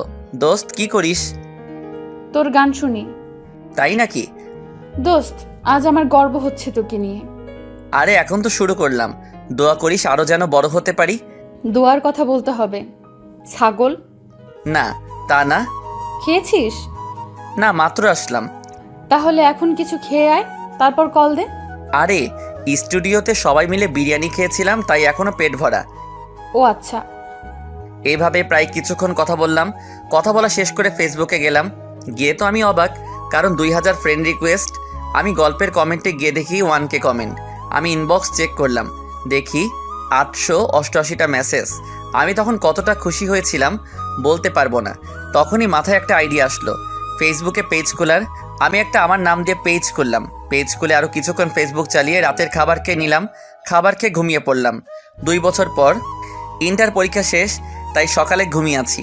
তখনই কলের শব্দে ঘুম ভাঙলো। আমি কলটা ধরলাম। হ্যালো। দোস্ত, আমি কালকে বাসায় চলে যাব। কেন? আরে পরীক্ষা শেষ, হোস্টেলে থেকে কি করব, আর বাবাও যেতে বলছে। ও আচ্ছা। আজ আমার সাথে দেখা করবি? ঠিক আছে, কয়টায় আসবো? আজ তোর জন্য একটা সারপ্রাইজ আছে। আমিও তোকে একটা কথা বলবো। আচ্ছা, তাহলে বিকেলে এই জায়গায় চলে আসবি। আচ্ছা। আচ্ছা, এখন রাখি, একজন কল দিছে। কে কল দিছে? আরে তুই রাখ, দেখা হলে বলবো। তখনই জিয়া কল কেটে দিল। আমি উঠে ফ্রেশ হয়ে নিলাম। তারপর খাবার খেয়ে বাইক নিয়ে মার্কেটে গেলাম। এই 2 বছরে নিজেকে অনেক পরিবর্তন করছি। নিজের বাড়ি গাড়ি সব হয়েছে। মার্কেটে এসে গোলাপ নিলাম, কারণ আজ জিয়াকে আমার মনের কথা বলবো। আমিও জানি সেও আমাকে ভালোবাসে, কিন্তু লজ্জার কারণে বলতে পারছে না। তাই আজ আমিই বলবো। গোলাপ নিয়ে তারপর একটা শাড়ি কিনলাম। এসব কিনে আমি আমার ফ্ল্যাটে চলে আসলাম। বাসায় এসে রহিম চাচাকে বললাম চা দিতে। আমি রুমে এসে ড্রেস চেঞ্জ করে ইউটিউবে কাজ করতে লাগলাম। একটু পর রহিম চাচা কফি নিয়ে আসলো। কাজ করতে করতে কখন যে দুপুর হয়ে গেল বুঝতেই পারিনি। আমি গোসল করতে গেলাম। গোসল করে এসে দেখি 2টা বেজে গেছে। আমি রেডি হয়ে রহিম চাচাকে বললাম, চাচা খাবার দাও তাড়াতাড়ি। টেবিল আসো, খাবার রেডি। আমি টেবিলে গেলাম। তারপর খাবার খেয়ে জিনিসগুলো নিয়ে বাইকের কাছে আসলাম। তারপর বাইক বের করে জিয়াকে কল দিলাম। কিছুক্ষণ কল হওয়ার পর কল ধরলো। আমি বললাম, দোস্ত আমি 20 মিনিটের মধ্যে এই জায়গায় আসছি। ঠিক আছে, আমি বের হচ্ছি। তারপর কল কেটে দিলাম। হেলমেট পরে বাইক স্টার্ট করে বেরিয়ে পড়লাম। প্রায় 30 মিনিট পর সেখানে আসলাম। আমি এসে দেখি একটি বোরকা পরা মেয়ে দাঁড়িয়ে আছে। আমি কাছে গেলাম, বুঝলাম এটা জিয়া। আমি গিয়ে তার সামনে বাইকটা ব্রেক করলাম। তখন জিয়া বলল, শাহরিয়ার। হুম। চল ওখানে গিয়ে বসি। হুম। বাইক রেখে তার কাছে গেলাম। সে বসে আছে। আমি পকেট থেকে ফুলটা বের করে হাঁটু গেড়ে বসলাম আর বলতে লাগলাম, ভালোবাসার সংজ্ঞা আমার জানা নেই। যদি কাউকে দেখার জন্য বারবার মন আনচান করার নাম ভালোবাসা হয়, তবে আমি তোকে ভালোবাসি। যদি শয়নে স্বপনে তাকে নিয়ে হৃদয় মাঝে ছবি আঁকানোর নাম ভালোবাসা হয়, তবে আমি তোকে ভালোবাসি। যদি অনুমতি দিস, সারা জীবন ভালোবাসতে চাই তোকে। আমি কথাগুলো বলে ফুলটা সামনে এগিয়ে দিলাম। আমি নিচের দিকে তাকিয়ে আছি। একটু পর জিয়া বলল, আমি তোকে ভালোবাসি না, আর আমি তোকে কখনো ভালোবাসতে পারবো না। তখনই কোথা থেকে একটা ছেলে এসে বলতে লাগলো, ওই জিয়া জানু। এই বলে ছেলেটা জিয়ার হাত ধরলো। আমি তখনই ছেলেটাকে মারতে লাগলাম। ছেলেটাকে নাকে ঘুষি মারলাম, ছেলেটার পেটে লাথি মারলাম। তখনই হঠাৎ করে জিয়া আমাকে থাপ্পড় মারলো। আমি ছেলেটাকে ছেড়ে দিয়ে জিয়ার দিকে তাকালাম। তখনই জিয়া আমাকে বলতে লাগলো, তুই এতটা খারাপ আমি ভাবতে পারিনি। তুই আর কোনো দিন আমার সাথে কথা বলবি না। আমি চুপ করে আছি। আমি শুধু তোকে বন্ধু ভাবতাম, তাই তোর এত কেয়ার করতাম। আর তুই, ছি, তোর মতো ছেলেদের বন্ধু বানানো যায়, কিন্তু কখনো ভালোবাসা যায় না। চুপ করে আছি। কি যোগ্যতা আছে তোর শুধু গান গাওয়া ছাড়া? তুই জানিস সে কে? তার সাথে আমার বাবা বিয়ে ঠিক করছে। ও আচ্ছা। তুই কোনো দিন আমাকে মেসেজ দিবি না। আমি শাড়িটা হাত থেকে ফেলে দিলাম। তারপর বাইকের কাছে গিয়ে বাইকটা স্টার্ট করে চলে আসলাম। হেলমেট পরিনি, বাইক চালাচ্ছি আর কান্না করছি। আমি ভাবতে লাগলাম, জিয়া আমাকে এতটা ঘৃণা করবে ভাবতে পারিনি। আমি ভাবতাম জিয়া আমাকে ভালোবাসে, কিন্তু আমি ভুল ছিলাম। আমি বাইক দিয়ে কোন দিকে যাচ্ছি মনে নেই। হঠাৎ করে দেখি সামনে থেকে একটা বড় ট্রাক আসছে। আমি অন্যমনস্ক থাকায় বাইকটা কন্ট্রোল করতে পারিনি। ট্রাকটি এসে আমাকে ধাক্কা দিল। আমি বাইক থেকে পড়ে গেলাম। মাথা থেকে রক্ত পড়ছে। কিছুক্ষণ পর চোখ বন্ধ হয়ে গেল, আর কিছু মনে নেই। যখন চোখ খুললো তখন নিজেকে হাসপাতালে আবিষ্কার করলাম। এক পাশে তাকিয়ে দেখি তাহিন ভাই, জুবাইর ভাই আমার পাশে বসে আছে। আমি আস্তে করে বললাম, আমি এখানে কেন? তখন তাহিন ভাই বলল, তোর কথা বলতে হবে না, শুয়ে থাক। আমি কথা বললাম না। একটু পর ডাক্তার আসলো আর আমার চোখ খুলে দেখে বলল, 4 দিন পর জ্ঞান ফিরলো। শুনে তো অবাক। আমি ডান পা নাড়াতে লাগলাম, কিন্তু নাড়াতে পারছি না। তখন জুবাইর ভাই বলল, চিন্তা করিস না, আমরা আছি, ঘুমা তুই। একটু পর ডাক্তার একটা ইঞ্জেকশন দিল। একটু পরে আমি ঘুমিয়ে পড়লাম। ওদিকে জিয়া বাসায় চিন্তা করতে লাগলো। ঠিকমতো খাওয়া দাওয়া নেই। জিয়াও এই 4টা দিন কথা না বলে খুব খারাপ লাগছে। শাহরিয়ারের জন্য আমার এত কষ্ট হচ্ছে কেন? তবে কি আমি শাহরিয়ারকে ভালোবাসি? না, এটা কি করে হয়? না, আমি শাহরিয়ারকে ভালোবাসি। তাকে ছাড়া আমি চলতে পারবো না। তখনই জিয়া তার রুম থেকে বের হয়ে তার বাবার কাছে যায়। জিয়া দেখে তার বাবা বিছানায় শুয়ে আছে। জিয়া গিয়ে তার বাবার পাশে বসলো। তখন তার বাবা বলল, কিরে, কিছু বললি? বাবা। বল। আসলে বাবা, না মানে আরে বল। বাবা, আমি এই ছেলেকে বিয়ে করব না, আমি শাহরিয়ারকে বিয়ে করব। শাহরিয়াকে? তারপর জিয়া তার বাবাকে আমার কথা সবকিছু বলল। সবই তো বুঝতে পারছি, কিন্তু তার মা বাবা ছাড়া তোকে কি করে তার হাতে তুলে দেয়? চিন্তা করো না, এটা আমি ঠিক করব। তুমি শুধু মাকে রাজি করাও প্লিজ, আমি তাকে ছাড়া বাঁচবো না। যা তুই। সব শুনে তার বাবা বলল। তারপর জিয়া চলে আসলো, এসে টিভি দেখতে লাগলো, কিন্তু টিভি দেখা ভালো লাগছে না। এদিকে আমি ঘুম থেকে উঠলাম, জানালা দিয়ে তাকালাম, দেখে বুঝতে পারলাম দুপুর হয়ে গেছে। হঠাৎ দেখি কিছু সাংবাদিক আমার কাছে আসলো। পাশে দেখি জুবাইর ভাই আছে। আমাকে জুবাইর ভাই শোয়া থেকে বসালো আর বলল, সাংবাদিকরা মানলো না? তখনই একটা সাংবাদিক আমার মুখের সামনে মাইক্রোফোন দিয়ে বলল, আপনি কি করে অ্যাক্সিডেন্ট করলেন? বাইক দিয়ে। আপনি কি অন্য মানুষকে হয়ে বাইক চালান নাকি? কেন? এটা আমার ব্যক্তিগত। ওদিকে জিয়া টিভিতে লাইভে শাহরিয়ারের এই অবস্থা দেখে নিজেকে ক্ষমা করতে পারছে না। তখনই কল দিল, কিন্তু ফোন বন্ধ বলছে। জিয়া রুমে গিয়ে কান্না করতে লাগলো। এদিকে আমি সাংবাদিকদের সব প্রশ্নের উত্তর দিতে লাগলাম। কিছুক্ষণ পর তারা চলে গেল। একটু পর একজন নার্স এসে খাইয়ে দিল। খাইয়ে দেওয়ার পর আমি বিছানায় শুয়ে পড়লাম। ওইদিকে জিয়া তার বাবার কাছে গিয়ে বলল, বাবা, আমি ঢাকায় যাব, শাহরিয়ার হাসপাতালে ভর্তি। কেন, কি হয়েছে? শাহরিয়ার হাসপাতালে ভর্তি। আর যেতে হবে না। কি বলছো বাবা? তোর মাকে বলে দেখ যেতে দেয় কিনা। আমি কিছু জানি না। এরপর জিয়া তার মার কাছে গেল, গিয়ে বলতে লাগলো, মা, আমার ঢাকায় যেতে হবে। কেন? পরীক্ষা তো শেষ। মা, পরে আবার চলে আসবো। এই বলে জিয়া রুমে দৌড় দিল।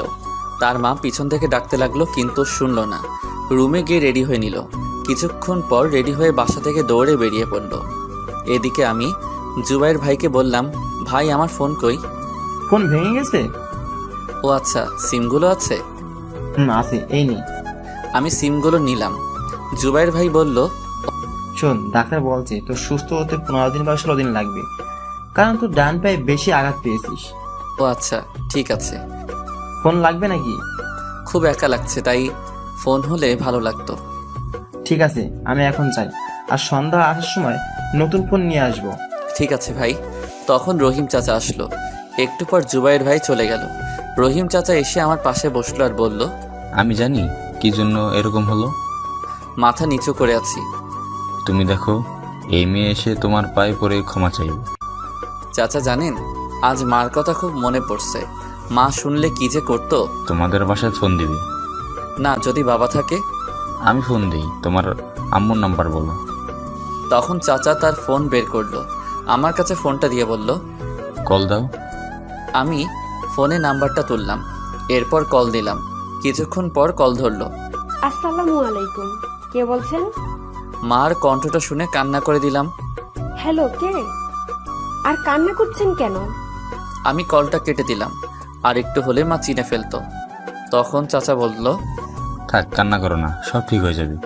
চাচাকে জড়িয়ে ধরলাম। চাচা আমাকে মাথায় হাত বুলিয়ে বলতে লাগলো, শুয়ে পড়ো এখন। এরপর চাচা আমাকে ধরে শুয়ে দিল। আমি শুয়ে পড়লাম। শুয়ে শুয়ে চাচার সাথে কথা বলতে লাগলাম। কথা বলতে বলতে কখন যে সন্ধ্যা হয়ে গেছে বুঝতে পারিনি। সন্ধ্যায় জুবাইর ভাই আর তাহিন ভাই আসলো, হাতে একটা ব্যাগটা এনে আমার কাছে দিল আর বলল, দেখ তোর ফোন পছন্দ হয় কিনা। আমি ব্যাগটা নিয়ে খুললাম, তারপর ফোনটা বের করলাম। ফোন বের করে দেখি অনেক দামি ফোন। ভাই, এত দামি ফোন? মাত্র 28,000 টাকা।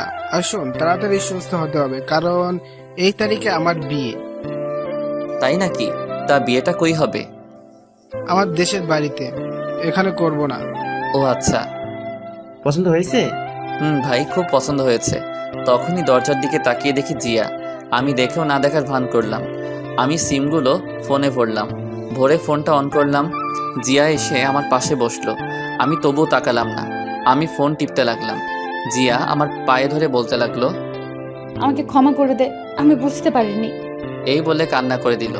আমি বললাম, আরে না, আমারই ভুল ছিল, বন্ধুত্বের মধ্যে এটা আমার উচিত হয় নাই।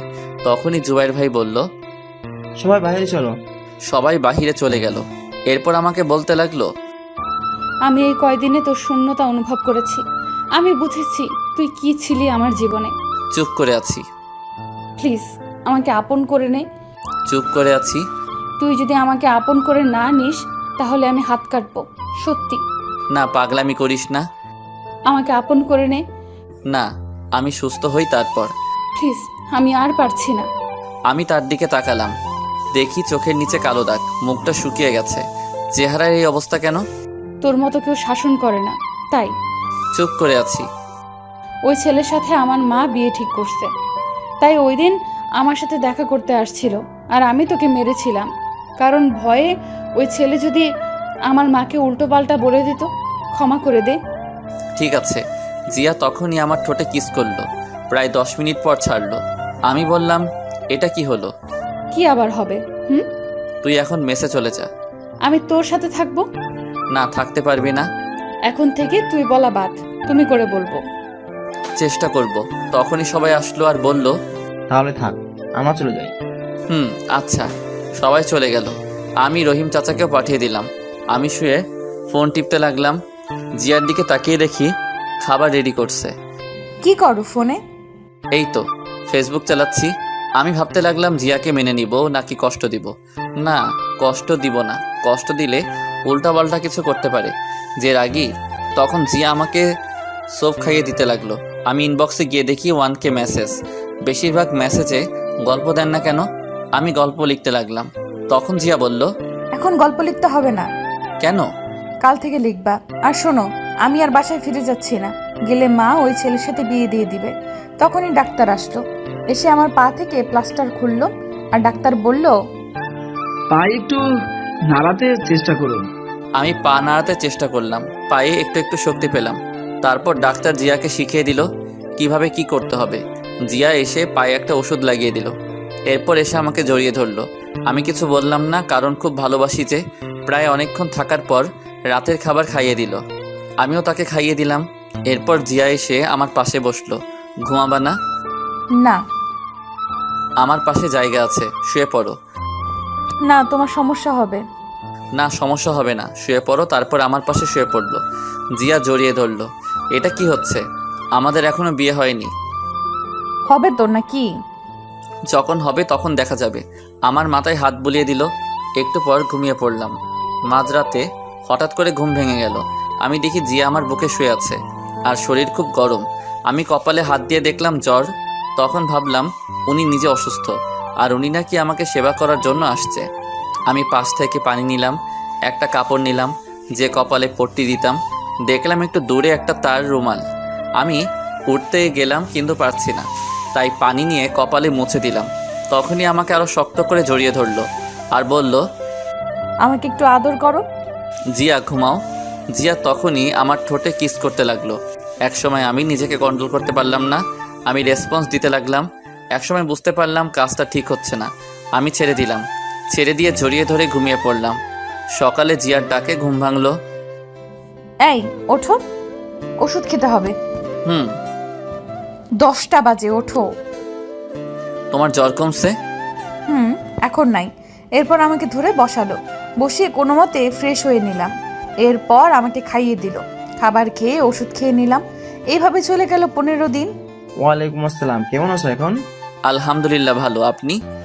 আলহামদুলিল্লাহ। শোনো, একটা খবর আছে। ভাই বলেন। আজ সন্ধ্যা টিভিতে লাইভ অনুষ্ঠানে উপস্থিত হতে হবে। কোন চ্যানেল? এই চ্যানেলে। ওকে ভাই, সমস্যা নেই। ভাই 2 দিন পর তো তাহিন ভাইয়ের বিয়ে, যাবেন না? আজ সন্ধ্যা যাব। আচ্ছা, আমি প্রোগ্রাম শেষ করে যাব। ঠিক আছে, তোর বাসার সামনে গাড়ি দিয়ে চলে যাবে, রেডি হয়ে থাকিস। জি আচ্ছা। তারপর কল কেটে দিল। আমি শুয়ে শুয়ে ফোন টিপছি। তখনই তাহিন ভাই ফোন দিল। আমি কল ধরলাম। আজ সন্ধ্যায় চলে আসবি জিয়াকে নিয়ে। জি ভাই। তুই আসলে গায়ে হলুদ হবে। ঠিক আছে ভাই। জিয়াকে নিয়ে আসবি। আচ্ছা ঠিক আছে, তাছাড়া সেও আসবে। ওকে ঠিক আছে, রাখছি। সময় মতো চলে আসবি, আমায় যাতে ফোন দিতে না হয়। ওকে। আমি কল কেটে দিলাম। কল কেটে রহিম চাচাকে ডাক দিলাম। একটু পর রহিম চাচা আসলো। আমি বললাম, চাচা আমার বাইকটার কি অবস্থা? আমি জানতাম, তাই আমি মেকানিক দিয়ে আগে ঠিক করে রেখেছি। বাহ, তাই নাকি চাচা? তুমি আসো, খেয়ে নাও। তা খাইছো? আচ্ছা ঠিক আছে যাও, আমি আসছি। আমি বাইক মেকানিক জনিকে ফোন দিলাম। কিছুক্ষণ পর কল ধরলো। হ্যালো জনি, ভাই। আমার বাসায় এসে বাইকটা নিয়ে যা আর ঠিক করে রাখ, আমি রাতে এসে নিয়ে যাব। ভাই সব ঠিক করা আছে, রহিম চাচা নিয়ে আসছিল। তবুও আর একটু চেক করে রাখ। আর তোর দোকানে ভালো মানের হেলমেট আছে, যাতে ফেস না দেখা যায়। ভাই আছে, এখনই আসছি। আর বাইক নিতে হবে না, আমি আপনার বাসায় এসে চেক করে দিচ্ছি। আচ্ছা ঠিক আছে, আসার সময় ভালো হেলমেট নিয়ে আসবি। ঠিক আছে ভাই। এখনই চলে আয়। আমি কল কেটে দিলাম। কল কেটে টেবিলে গেলাম খাবার খেতে। তখন রহিম চাচা বলল, শাহরিয়ার গোসল করে খাবার খেতে আসো, দুপুর হয়ে গেছে। ঠিক বলছো। যাও তাহলে। আমি এসে গোসল করতে গেলাম। কিছুক্ষণ পর গোসল করলাম। গোসল করে এসে খাবার খেয়ে নিলাম। তখনই কলিং বেল বাজালো। চাচা গিয়ে দরজা খুলে দিল। আমি তাকিয়ে দেখি জনি আসছে, হাতে একটা হেলমেট, কভারে মোড়ানো। আমি বললাম, জনি হেলমেটটা রেখে বাইকটা দেখ। ঠিক আছে। এই বলে জনি আমার কাছে হেলমেটটা রেখে বাইক চেক করতে চলে গেল। আমি খাবার শেষ করে হেলমেটটা দেখতে লাগলাম। হেলমেটটা খুব পছন্দ হয়েছে। তখনই জিয়া কল দিল। আমি সাথে সাথে কল রিসিভ করলাম। ওই কল দাও নাই কেন? বিজি ছিলাম জান, আর আমি এখনই কল দিলাম। ওষুধ খেয়েছো? না, মাত্র খাবার খেলাম। শোনো না, বলো। তাহিন ভাইয়ের বিয়ে, তাই ময়মনসিংহ যেতে হবে। তুমিও যাবা? কিন্তু সেখানে তো অনেক লোক থাকবে। জানো না কি, পরে যাবা। ঠিক আছে। শোন, বাইক নিয়ে যাব। কি বলো? না, একদম না।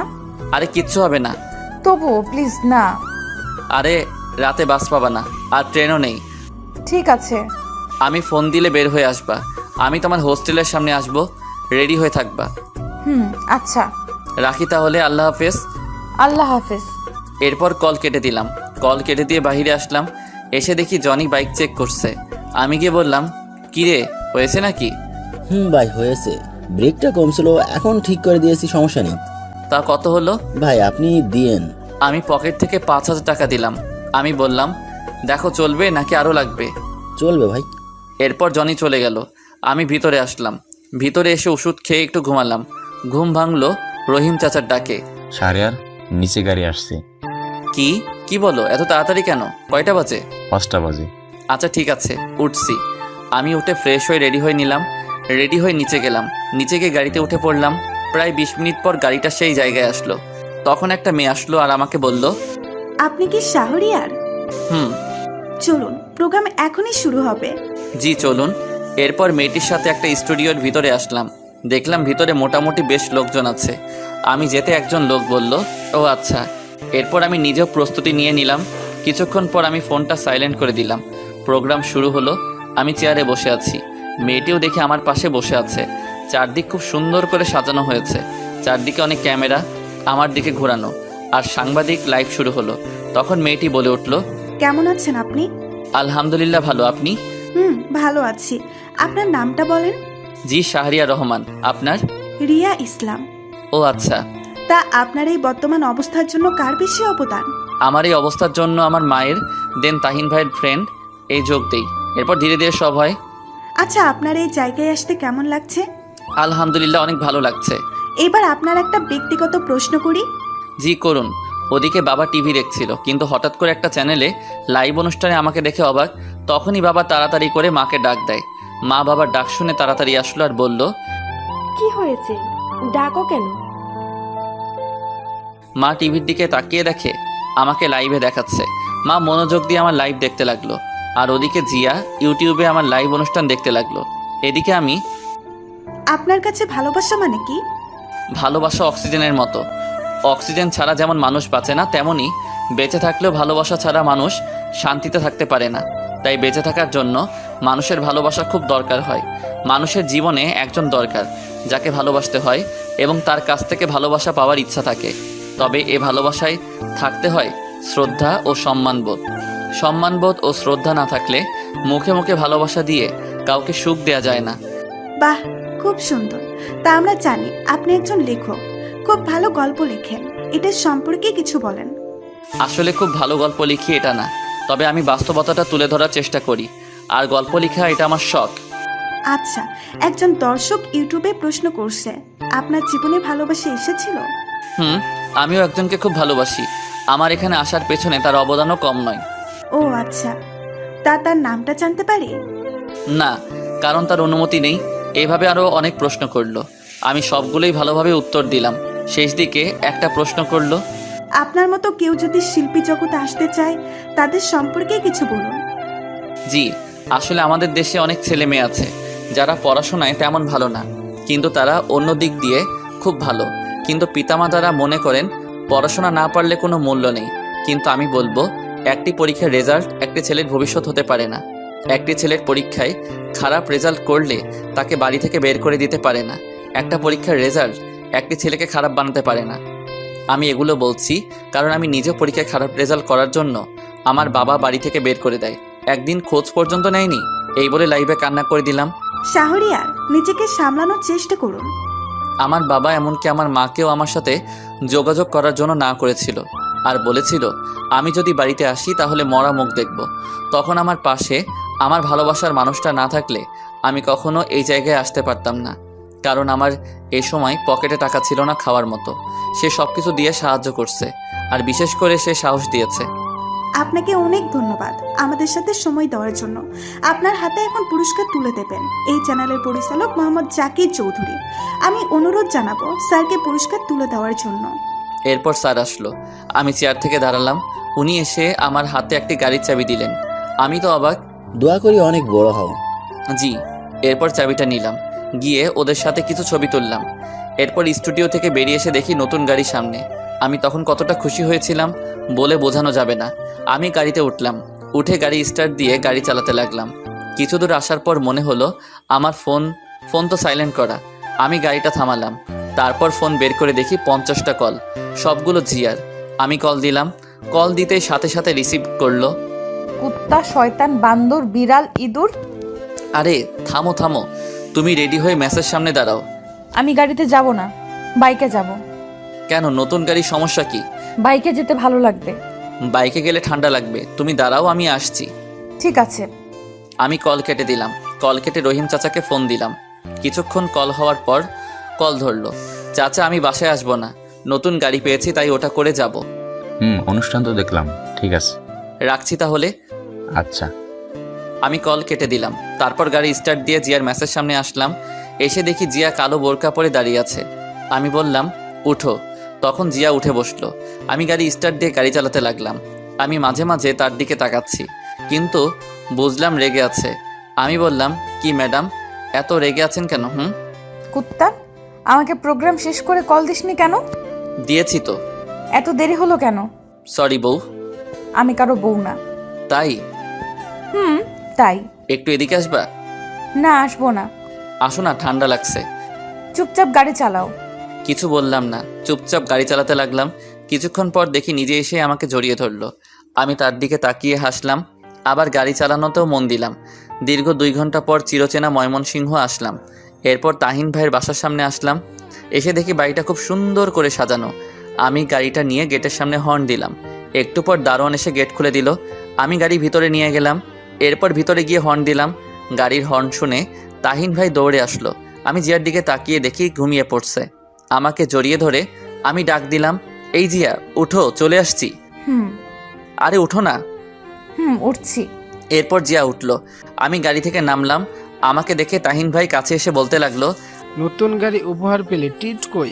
আরে ভাই, তোমার এত সুন্দর ভাবি দিচ্ছি, আরো লাগে নাকি? চল চল, এখন হলুদের অনুষ্ঠান শুরু হবে। জিয়া, তুমিও চলো। এরপর আমি আর জিয়া ভিতরে গেলাম। গিয়ে তো দেখে অনেকগুলো মেয়ে আমার দিকে আসছে। তোমরা ফ্রেশ হয়ে আয়। ঠিক আছে। জুবাইর ভাই কই? এদিকেই তো ছিল, দেখ। ও আচ্ছা। আমি আর জিয়া একটা রুমে আসলাম তাহিন ভাইয়ের দেখানো মতো। আমি গিয়ে ফ্রেশ হয়ে নিলাম। ফ্রেশ হয়ে নিচে আসলাম। নিচে আসতেই মেয়েগুলো আমার কাছে আসলো। এসে সবাই পরিচিত হতে লাগলো। একটু পর দেখি জিয়া যথেষ্ট পর্দা করে আসছে, ফেস ছাড়া কিছু দেখা যায় না। আমি খুশি হলাম। আমার দিকে রাগি চোখে তাকালো। আমি বুঝলাম কেন রাগি চোখে তাকাচ্ছে। আমি মেয়েগুলোর কাছ থেকে সরে আসলাম। কিছুক্ষণ পর অনুষ্ঠান শুরু হলো। অনুষ্ঠানে অনেক মজা করলাম। অনুষ্ঠান শেষ হতে হতে রাত 1টা বেজে গেল। তাহিন ভাই বলল, শাহরিয়ার, তুই আমার সাথে থাকবি, আর জিয়া অন্য রুমে থাকবে। সাথে থাকবে আমার ভাবির সাথে। ঠিক আছে। আয়। আমি তাহিন ভাইয়ের সাথে চলে আসলাম। আসার সময় জিয়ার দিকে তাকালাম, দেখে একটু অসুস্থ মনে হলো। আমি রুমে এসে জিয়াকে মেসেজ দিলাম। একটু পর জিয়া মেসেজ দিল, রুমে আসছো? আসছি। ঘুমাও তাহলে। খুব মাথা ব্যথা করছে। কেন? জানি না। আমি কি আসবো? না, দরকার নেই। তুমি কি একা? না, একটা মেয়ে আছে। ও আচ্ছা, এটা হলো জুবাইর ভাইয়ের বউ। তুমি কিভাবে চিনো? তাহিন ভাই বলছে। ও আচ্ছা, ঘুমাই তাহলে। আসার সময় আমি ঘুমিয়ে পড়লাম। আপু, আপনি কি জুবাইর ভাইয়ের স্ত্রী? জি আপু। ও আচ্ছা, শাহরিয়ারকে চেনেন? চিনি তো, জুবাইরের কাছে শুনেছি, কিন্তু কথা বলা হয়নি। ও আচ্ছা। তুমি কি অসুস্থ? না, ঠিক তা না, মাথা ব্যথা করছে। ওহ আচ্ছা, টেবিলের ড্রয়ারে দেখো, মাথা ব্যথার ওষুধ থাকতে পারে। জি, দেখছি। এই আমাকে জুবাইর মেসেজ করে ডাকছে তার রুমে যেতে। তুমি একা থাকতে পারবে তো? জি, সমস্যা নেই। ঠিক আছে, যাচ্ছি। ওদিকে জিয়া, এরপর উনি চলে গেল। জিয়া ড্রয়ারে ওষুধ খুঁজতে লাগলো, অনেকগুলো ওষুধ, ওখান থেকে একটি ওষুধ বের করলো। তখনই কারেন্ট চলে গেল। জিয়া ফোন খুঁজে পাচ্ছে না, তাই বাইরের হালকা আলোয় ওখান থেকে একটা ওষুধ নিয়ে টেবিলের উপর থেকে পানি নিয়ে নিল। একটু পর কারেন্ট চলে আসলো। জিয়া লাইটটা বন্ধ করে এরপর শুয়ে পড়ল। তারপর বালিশের কাছে হাত দিয়ে দেখে তার ফোন। সে ওখানে ফোন রেখে ঘুমানোর চেষ্টা করলো, কিন্তু 20 মিনিট পর থেকে তার শরীরে অন্যরকম ফিলিংস কাজ করতে লাগলো। যখন খুব খারাপ লাগতে লাগলো তখন আমাকে ফোন দিল। এদিকে আমি ঘুমিয়ে পড়ছি, কিন্তু কলের শব্দে ঘুমটা ভেঙে গেল। আমি ঘুম ঘুম চোখে কল রিসিভ করলাম। হ্যালো। একটু আমার রুমে আসো তো। কেন? উফ, আসো তো, পারছি না। ভাবি না ছিল? চলে গেছে, প্লিজ আসো। আমি উঠে জিয়ার রুমে চলে আসলাম। এসে দেখি দরজা খোলা। আমি ভিতরে আসলাম, তখনই জিয়া এসে দরজা বন্ধ করে আমাকে বিছানায় ধাক্কা দিয়ে ফেলে দিল। আমি কিছুই বুঝতে পারছি না। আমি বললাম, জিয়া তুমি ঠিক আছো? একদম ঠিক। এবার আমাকে আদর করবা। মানে কি বলছো? আমাদের এখনো বিয়ে হয়নি। হয়নি, হবে তো। এই বলে আমার ঠোঁটে কিস করলো। প্রায় 10 মিনিট পর ছাড়লো। আমি জিয়াকে অনেক বাধা দেওয়ার চেষ্টা করছি, কিন্তু কিছুতেই পারছি না। এক সময় নিজেকে আর কন্ট্রোল করতে পারলাম না। আমিও তাকে আদর করতে লাগলাম। ফজরের সময় জিয়া আমাকে ডাকতে লাগলো। আমি ঘুম ঘুম চোখে বললাম, কি? আমি অনুভব করলাম আমাদের শরীরে কোনো কাপড় নেই। আমি তার উপর শুয়ে আছি, উপরে কম্বল জড়ানো। আসলে দোষটা আমার ছিল না। তখনই জিয়া আমাকে থাপ্পড় মারলো। আমি উঠে কাপড় পরতে লাগলাম। তাড়াতাড়ি করে কাপড় পরে দেখি জিয়া কম্বল জড়িয়ে কান্না করছে আর বলতে লাগলো, আমি কখনো ভাবিনি তুই এমনটা করবি। বিশ্বাস কর, দোষটা আমার ছিল না। চুপ, তুই কোনো কথা বলবি না, আর কখনো সামনে আসবি না। একটু বোঝার চেষ্টা কর। তুই এখন চলে যা আমার সামনে থেকে, আর কখনো আমার সামনে আসবি না প্লিজ। তুই কি যাবি নাকি আমি নিজেকে শেষ করে দিব? চলে যাচ্ছি, কিন্তু এতে আমার কোনো দোষ ছিল না। আমি চলে আসলাম, অন্য রুমে এসে ফ্রেশ হয়ে নিলাম। এরপর বিছানায় শুয়ে পড়লাম। তাহিন ভাই এর দিকে তাকিয়ে দেখি এখনো ঘুমিয়ে আছে। আমিও শুয়ে শুয়ে ভাবছি, ভুলটা কি আমার ছিল? হ্যাঁ, আমার ছিল, কারণ আমি নিজেকে কন্ট্রোল করতে পারিনি। আজ আমার জন্যই জিয়ার এত বড় সর্বনাশ হয়েছে। নিজেকে শেষ করে দিতে ইচ্ছে করছে। আমি রাগে উঠে বারান্দায় আসলাম। এসে দাঁড়িয়ে আছি আর কান্না করছি। ওদিকে জিয়া উঠে ফ্রেশ হয়ে নিল। ওয়াশরুম থেকে বেরিয়ে এসে টেবিলের উপর দেখতে পেল ট্যাবলেটের পাতা পড়ে আছে। জিয়া ট্যাবলেটটা হাতে নিল আর দেখলো এটা মাথা ব্যথার ওষুধ না। সে দেখলো ওইখান থেকে একটা ট্যাবলেট নেই। তার বুঝতে বাকি হলো না যে কেন এমনটা হয়েছে। জিয়া নিজেকে ক্ষমা করতে পারছে না, কারণ সে যে শাহরিয়ারকে সামনে আসতে না বলছে। এদিকে আমি বারান্দায় দাঁড়িয়ে কান্না করছি। তখনই পিছন থেকে তাহিন ভাই বলল, কিরে, এখানে কি করছিস? এই তো দাঁড়িয়ে আছি। মন খারাপ নাকি? না, আসলে মার কথা খুব মনে পড়ছে। চিন্তা করিস, সব ঠিক হয়ে যাবে। আর এখন আয়, খাবার খাবি। ওকে চলো। আর বউ আনতে যাবা কখন? এই তো দুপুরের পরে। ও আচ্ছা, চলো। আমি আর তাহিন ভাই খাবার টেবিলে গেলাম। খাবার টেবিলে দেখি জিয়াও আসছে, আরও অনেকেই আছে। আমাকে আন্টি বলল, শাহরিয়ার খাও। জি আন্টি। আমি খাবার খেতে লাগলাম। বেশি খাবার খেলাম না, কিছু খেয়ে উঠে আসলাম। আসার সময় জিয়া চোখে ইশারায় বলল, কথা আছে। আমি টেবিল থেকে উঠে বাহিরে আসলাম। বাহিরে এসে হাঁটতে লাগলাম। উদ্দেশ্য বাসার দিকে যাব, মাকে দেখব লুকিয়ে। আমি দোকান থেকে একটা মাস্ক কিনতে গেলাম। তখনই দোকানদার আমাকে দেখে বলল, আরে আপনি শিল্পী শাহরিয়ার না?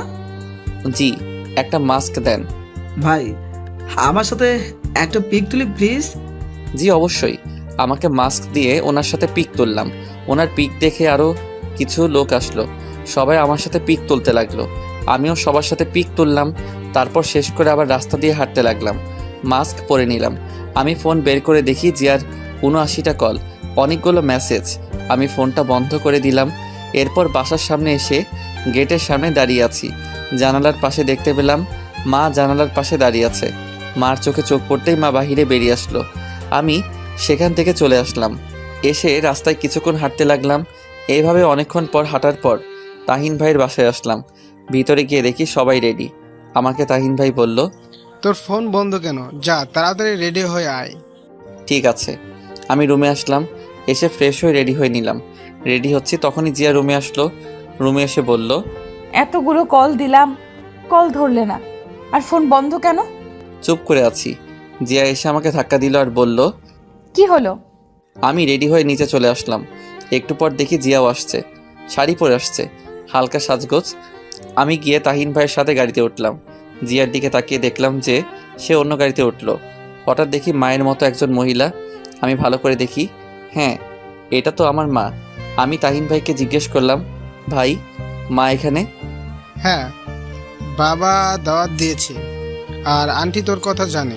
মানে কিভাবে? আন্টির সাথে আমার প্রথম থেকে কথা হতো, সব কিছু আন্টিকে বলতাম। ও আচ্ছা। এর কিছুক্ষণ পর গাড়ি ছেড়ে দিল।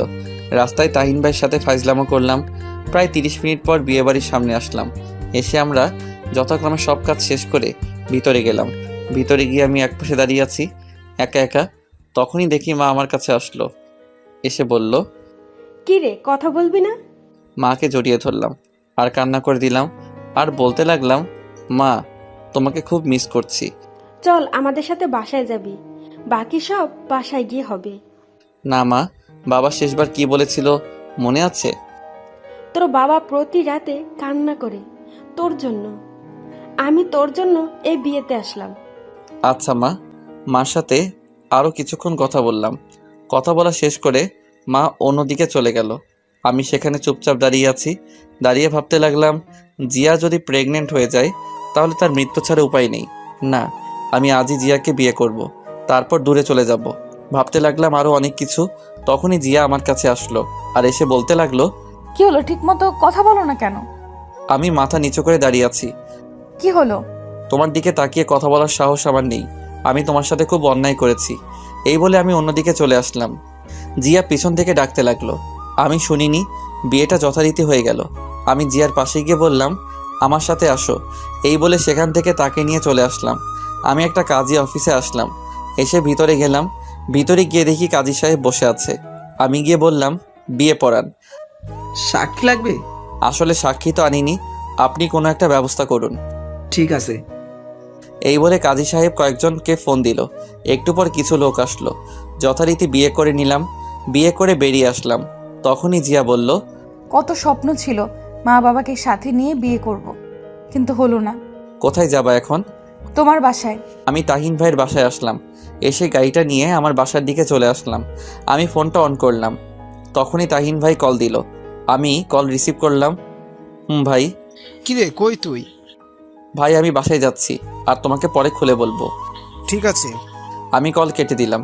কিছুক্ষণ পর বাসার সামনে আসলাম। তখনই দারোয়ান চাচা গেট খুলে দিল। আমি গাড়িটা পার্ক করে ভিতরে গেলাম। এরপর দেখি মা বেরিয়ে আসলো। কি রে, এটা কে? তোমার বৌমা। কি বলিস? বিয়ে করলি কখন? এইমাত্র নতুন বউ আর তরতাজা আছে। শয়তান, সত্যি কি তুই বিয়ে করেছিস? মা সত্যি। এরপর জিয়া গিয়ে মাকে সালাম করলো। মা জিয়াকে দেখে বলল, বাহ কি সুন্দর, চাঁদের মতো বউ। মা চাঁদের ফটোকপি আনছি। চুপ, আয় ভিতরে আয়। এরপর আমরা ভিতরে আসলাম। এসে দেখি বাসাটা ঠিক আগের মতোই আছে। তখন মা বলল, তোরা ফ্রেশ হয়ে আয়, আমি খাবার দিচ্ছি। ঠিক আছে। এরপর আমি আর জিয়া রুমে আসলাম। তখন জিয়া বলল, শোনো না। চুপ করে আছি আর রুমের চারদিকে তাকিয়ে দেখছি। জিয়া হঠাৎ করে আমাকে বিছানায় ধাক্কা দিয়ে ফেলে দিল আর আমার বুকের উপরে উঠে বসলো আর বলতে লাগলো, আসলে কাল রাতে আমি অন্য ট্যাবলেট খেয়েছিলাম, তাই আসলে এই ভুলটা হয়েছে। চুপ করে আছি। সরি বললাম তো। ও আচ্ছা। মাফ করে দাও প্লিজ। আমি ফ্রেশ হতে যাব। আগে বলো মাফ করছো? এবার যাও। ফ্রেশ হয়ে খাবার টেবিলে চলে গেলাম। খাবার খাচ্ছি, একটু পর জিয়াও আসলো। সে এসে খেতে লাগলো। আমি চুপচাপ খাবার শেষ করে বাহিরে চলে আসলাম। বাহিরে এসে দেখি সন্ধ্যা হয়ে গেছে, তাই পুরনো সেই আড্ডায় গেলাম। গিয়ে দেখি সানি বসে আছে। আমাকে দেখে সানি বলল, দোস্ত তুই এতদিন পরে? আমি জড়িয়ে ধরলাম। এরপর বললাম, কেমন আছিস? দোস্ত অনেক ভালো। চল বসি। চল। এরপর আমরা বসলাম। বসে বললাম, তা কি করিস এখন? কিছু না, বেকার। কি বলিস? তুই এত বড় একজন শিল্পী, তোর মতো ভাগ্য কি আমার আছে? শালা কি বলিস? মানুষ চেষ্টা করলে সবই পারে। জানিস বাবা অসুস্থ, চাকরি দরকার। আমি আছি, তা আমার সাথে কাজ করতে পারবি তো নাকি? পারবো। তুই তো ভালো ছবি আর এডিটিং পারিস, ভালোই হলো। কেন, কি হয়েছে? আমার সাথে কাজ করবি। আর সিয়াম কই? ও চাকরি পেয়েছে, সে এখন চট্টগ্রাম আছে। ও আচ্ছা। তা তোর গান তো সব জায়গায় ভাইরাল। সবটাই কষ্টের ফসল। এরকম আরও কথা বলতে লাগলাম। কথা বলতে বলতে কখন যে রাত 10টা বেজে গেল বুঝতে পারিনি। আমি সানিকে বিদায় দিলাম আর আমার নাম্বারটা দিলাম। এরপর বাসায় আসলাম। বাসায় এসে কলিং বেল দিলাম। একটু পর বাবা দরজা খুলে দিল। বাবা আমাকে দেখেই জড়িয়ে ধরলো আর বলতে লাগলো, আমাকে ক্ষমা করে দে বাবা। বাবা এসব কি বলছো? তুমি যদি এটা না করতে তাহলে আমি আজ এখানে আসতে পারতাম না। তোর খুব কষ্ট হয়েছে না রে? না, এসব বাদ দাও আর পুরোনো কথা ভুলে যাও। তখনই মা আসলো। মা এসে বলল, কি রে, এতক্ষণ কই ছিলি? মা বাহিরে ছিলাম। আয় খেতে বস, তোর জন্য জিয়াও এখনো খায়নি। ও আচ্ছা। এরপর আমি খাবার টেবিলে আসলাম। এসে দেখি জিয়া খাবার দিচ্ছে। আমি চুপচাপ তার দিকে না তাকিয়ে খেতে লাগলাম। জিয়া আমার দিকে তাকিয়ে আছে, আমি তবুও তাকালাম না। খাবার খাচ্ছি, তখনই ফোন আসলো। আমি ফোনটা ধরলাম। দেখি জুবাইর ভাই ফোন দিচ্ছে। আসসালামু আলাইকুম ভাই। ওয়ালাইকুম আসসালাম। শোন কি বলি। বলেন ভাই। তুই এখনই চলে আয় ঢাকায়। কেন ভাই, আপনি না তাহিন ভাইয়ের বাসায়? আমি বিয়ে শেষ করে সেখান থেকে তোমার ভাবিকে নিয়ে ঢাকায় এসে পড়ি। তুমি এখনো রওনা দাও? কোনো কাজ আছে? তুমি এখন রওনা দাও। কালকে রাঙামাটি যাব, গানের শুটিং। ও আচ্ছা ঠিক আছে, আমি এখনই রওনা দিচ্ছি। আমি কল কেটে দিলাম। এরপর খাবার না খেয়ে উঠে পড়লাম। তখন মা বলল, কি রে, উঠে পড়লি কেন? মা ঢাকায় যেতে হবে, কাজ আছে। এখন কেন সকালে যাবি? মা চলো আমার সাথে ঢাকায়, আমার সাথে থাকবা। কিন্তু তোর বাবা কি রাজি হবে? মা, ময়মনসিংহ থাকলে আমার কোনো কাজ হবে না। সেটা তো বুঝতে পারছি, বৌমাকে নিয়ে যাবি নাকি? না মা, আমি আবার কালকে রাঙামাটি যাব, অনেক কাজ। আচ্ছা যা, আর আমি তোর বাবাকে রাজি করাবো যে তোর সাথে থাকার জন্য। ঠিক আছে মা। আমি রুমে আসলাম। রুমে এসে রেডি হচ্ছি। একটু পর জিয়া আসলো। এসে আমাকে বলল, আমাকে নিয়ে যাও, তোমাকে ছাড়া থাকতে কষ্ট হবে। না, তুমি মা বাবার সাথে থাকো আর তোমার মা বাবাকে জানিও আমাদের বিয়ের বিষয়। তা না হয় জানাবো, তোমাকে ছাড়া থাকতে পারবো না। চুপ করে আছি। আগের মতো ভালোবাসো না কেন? চুপ করে আছি। জিয়া আমার পা জড়িয়ে ধরে বলতে লাগলো, আমাকে ক্ষমা করে দাও, অভিমান করে থেকো না, পারলে আমাকে মায়ের দাও, তবুও ভালোবাসাটা কেড়ে নিও না। আমি তাকে উঠালাম আর বললাম, অনেক আগেই ক্ষমা করে দিছি, আমি যাচ্ছি। জিয়া কান্না করছে। বেরিয়ে আসলাম। রুম থেকে এসে মাকে বললাম, মা তুমি জিয়ার কাছ থেকে নাম্বার নিয়ে তার মা বাবাকে জানিও আমি গেলাম। ঠিক আছে, সাবধানে যাবি। সাবধানে যাবি। এই বলে বেরিয়ে আসলাম। এসে গাড়ি স্টার্ট দিলাম। এরপর গাড়ি নিয়ে সানির বাসার সামনে আসলাম। এসে সানিকে ফোন দিলাম। সানি কিছুক্ষণ পর আমার ফোন ধরলো। হ্যালো সানি। বল। তুই রেডি হয়ে গেটের সামনে আয়, আমি দাঁড়িয়ে আছি। কেন? আমার সাথে ঢাকায় যাবি। কিন্তু মা কি যেতে দিবে? ওকে, আমি ভিতরে আসছি। আমি কল কেটে দিলাম। তারপর গাড়ি থেকে নেমে সানির বাসার ভিতরে গেলাম। ভিতরে গিয়ে কলিং বেল দিতেই সানি এসে দরজা খুলে দিল। আমি ভিতরে গেলাম। ভিতরে গিয়ে বললাম, আন্টি কোথায়? ওই রুমে। আয় আমার সাথে। আমি আন্টির রুমে গেলাম। গিয়ে দেখে আন্টি বসে আছে। আমি গিয়ে সালাম দিলাম। আরে শাহরিয়ার যে, বস বাবা। আন্টি ভালো আছেন? ভালো, তুমি? জি আলহামদুলিল্লাহ ভালো। তুমি তো অনেক বড় শিল্পী। আন্টি, সানিকে আমার সাথে ঢাকায় নিয়ে যেতে চাচ্ছি, আর সবই আপনাদের দোয়া। যাও, তবে ছেলেটাকে দেখে রেখো। জি আন্টি। এরপর আমি সানিকে বললাম রেডি হতে। সানি রেডি হতে গেল। আমি আন্টির সাথে গল্প করতে লাগলাম। বেশ কিছুক্ষণ পর সানি রেডি হয়ে আসলো। এরপর আন্টিকে বিদায় দিয়ে চলে আসলাম। তারপর আমরা গাড়িতে উঠে পড়লাম। প্রায় 3 ঘন্টা পর ঢাকায় আসলাম। আমার বাসার সামনে এসে রহিম চাচাকে ফোন দিলাম। 3 বা 4টা কল দেওয়ার পর কল ধরলো। আমি বললাম, চাচা গেট খুলো। ঠিক আছে, দাঁড়াও। একটু পর চাচা এসে গেট খুলে দিল আর আমাকে বলল, এত রাতে কেন? আর বলো না, কাল সকালে রাঙামাটি যাব। ও আচ্ছা। আমি গিয়ে গাড়ি পার্ক করে সানিকে নিয়ে ভিতরে গেলাম। ভিতরে গিয়ে ফ্রেশ হয়ে নিলাম। এরপর সানিও ফ্রেশ হয়ে নিল। আমি ঘড়ির দিকে তাকিয়ে দেখি 3টা 20 বেজে গেছে। তাই ভাবলাম এখন যদি ঘুমিয়ে পড়ি তাহলে সকালে উঠতে পারবো না। আমি সানিকে বললাম, তুই ঘুমিয়ে পড়, আমি একটু কম্পিউটারে এডিট করি। আরে না, এখন আর ঘুম আসবে না। কি এডিট করবি? এই তো আগের একটা গানের ভিডিও। আমি এডিট করি। ঠিক আছে, তাহলে তুই কর, আমি গল্প লিখি। এরপর সানি এডিট করতে লাগলো। আমি রহিম চাচাকে ডাক দিয়ে বললাম, চাচা 2 কাপ কফি দিতে পারবা? আনছি। চাচা কফি আনতে গেল। আমি গল্প লিখতে লাগলাম। বিছানায় বসে একটু পর চাচা কফি বানিয়ে আনলো। আমি বললাম, চাচা তুমি গিয়ে ঘুমিয়ে পড়ো। ঠিক আছে। এরপর চাচা চলে গেল। আমি গল্প লিখতে লাগলাম। গল্প লিখতে লিখতে কখন যে ফজরের আজান দিয়ে দিল বুঝতে পারিনি। এরপর আমি আর সানি মসজিদে গিয়ে নামাজ পড়ে নিলাম। নামাজ শেষ করে রুমে এসে দেখি জুবাইর ভাই কল দিছে। আমি কল ধরলাম। হ্যালো ভাই, গুড মর্নিং। Good morning. তুমি এই জায়গায় চলে আস, আমরা দাঁড়িয়ে আছি। ঠিক আছে ভাই। এরপর কল কেটে দিয়ে নাস্তা করে আমি আর সানি ওই জায়গায় গেলাম। দেখি ওরা গাড়িতে বসে আছে। আমি তাদের কাছে গেলাম। তখন জুবাইর ভাই বলল, শাহরিয়ার এটা কে? ভাই এটা আমার বন্ধু, আর সে ভালো এডিটিং পারে, আজ থেকে আমাদের সাথে কাজ করবে। ঠিক আছে, উঠে পড়। এরপর আমি আর সানি গাড়িতে উঠে পড়লাম। গাড়ি তা আপন গতিতে চলতে লাগলো। আমরা 13 জন আছি সবাই মিলে। তখন আমার ফোনে জিয়া কল দিল। আমি কল ধরলাম।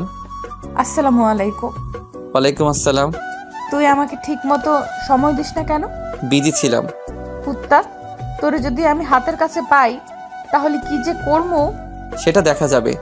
শোন, মা বাবা আজ এই বাসায় আসবে আর সব মেনে নিয়েছে। ও আচ্ছা, আর বাবা মা কি রাজি হয়েছে ঢাকায় আসার জন্য? রাজি হয়েছে। ও আচ্ছা, তারা কখন আসবে? একটু পরেই। ও আচ্ছা। রেগে আছো? না। তাহলে মুখের রস নাই? না, নাই। আমার মা ছোটবেলায় মধু দেয়নি তাই। কুত্তা, তোরে আমি আমার বিয়ে হয়েছে আর এখন পর্যন্ত তোকে কাছে পাইনি। দরকার নাই তো কাছে পাওয়ার। কেন, আমার কি ভালোবাসতে মন চায় না? ও তাই নাকি? আমি কি আবার ওইসব ট্যাবলেট খাবো কি না? আরে না না, প্লিজ, আমি তো নাই। তোকে লাগবে না কুত্তা। আমি এই কাজটা শেষ হলেই চলে আসবো। কতদিন লাগবে? 7 দিন লাগবে। উফ। জিয়ার সাথে আরো কিছুক্ষণ কথা বলতে লাগলাম। কথা বলা শেষ করে সবাই মিলে আড্ডা দিতে দিতে সন্ধ্যায় রাঙামাটি পৌঁছালাম। এরপর সবাই হোটেলে গিয়ে রেস্ট নিতে লাগলাম। রেস্ট নিয়ে কিছুক্ষণ সবার সাথে আড্ডা দিয়ে রাতের খাবার খেয়ে ঘুমিয়ে পড়লাম। সকালে ঘুম থেকে উঠে শুটিংয়ে কাজ করতে লাগলাম। ওদিকে কয়েকদিন পর জিয়া আর মা বাবা ঢাকায় আসলো। বেশ কিছুদিন পর দুপুরে ব্যাগ গোছাচ্ছি, তখনই জিয়া ফোন দিল। ওই, আজ 9 দিন হয়ে গেল, আসবা না? আসবো, আজকে রওনা দিব। জিয়া কি হয়েছে? তখনই লাইন কেটে গেল। আমি অস্থির হয়ে পড়লাম। আমি মায়ের ফোনে কল দিলাম। মা কল ধরছে না। আমি বেশ কয়েকটা কল দিলাম। এরপর রহিম চাচাকে কল দিলাম।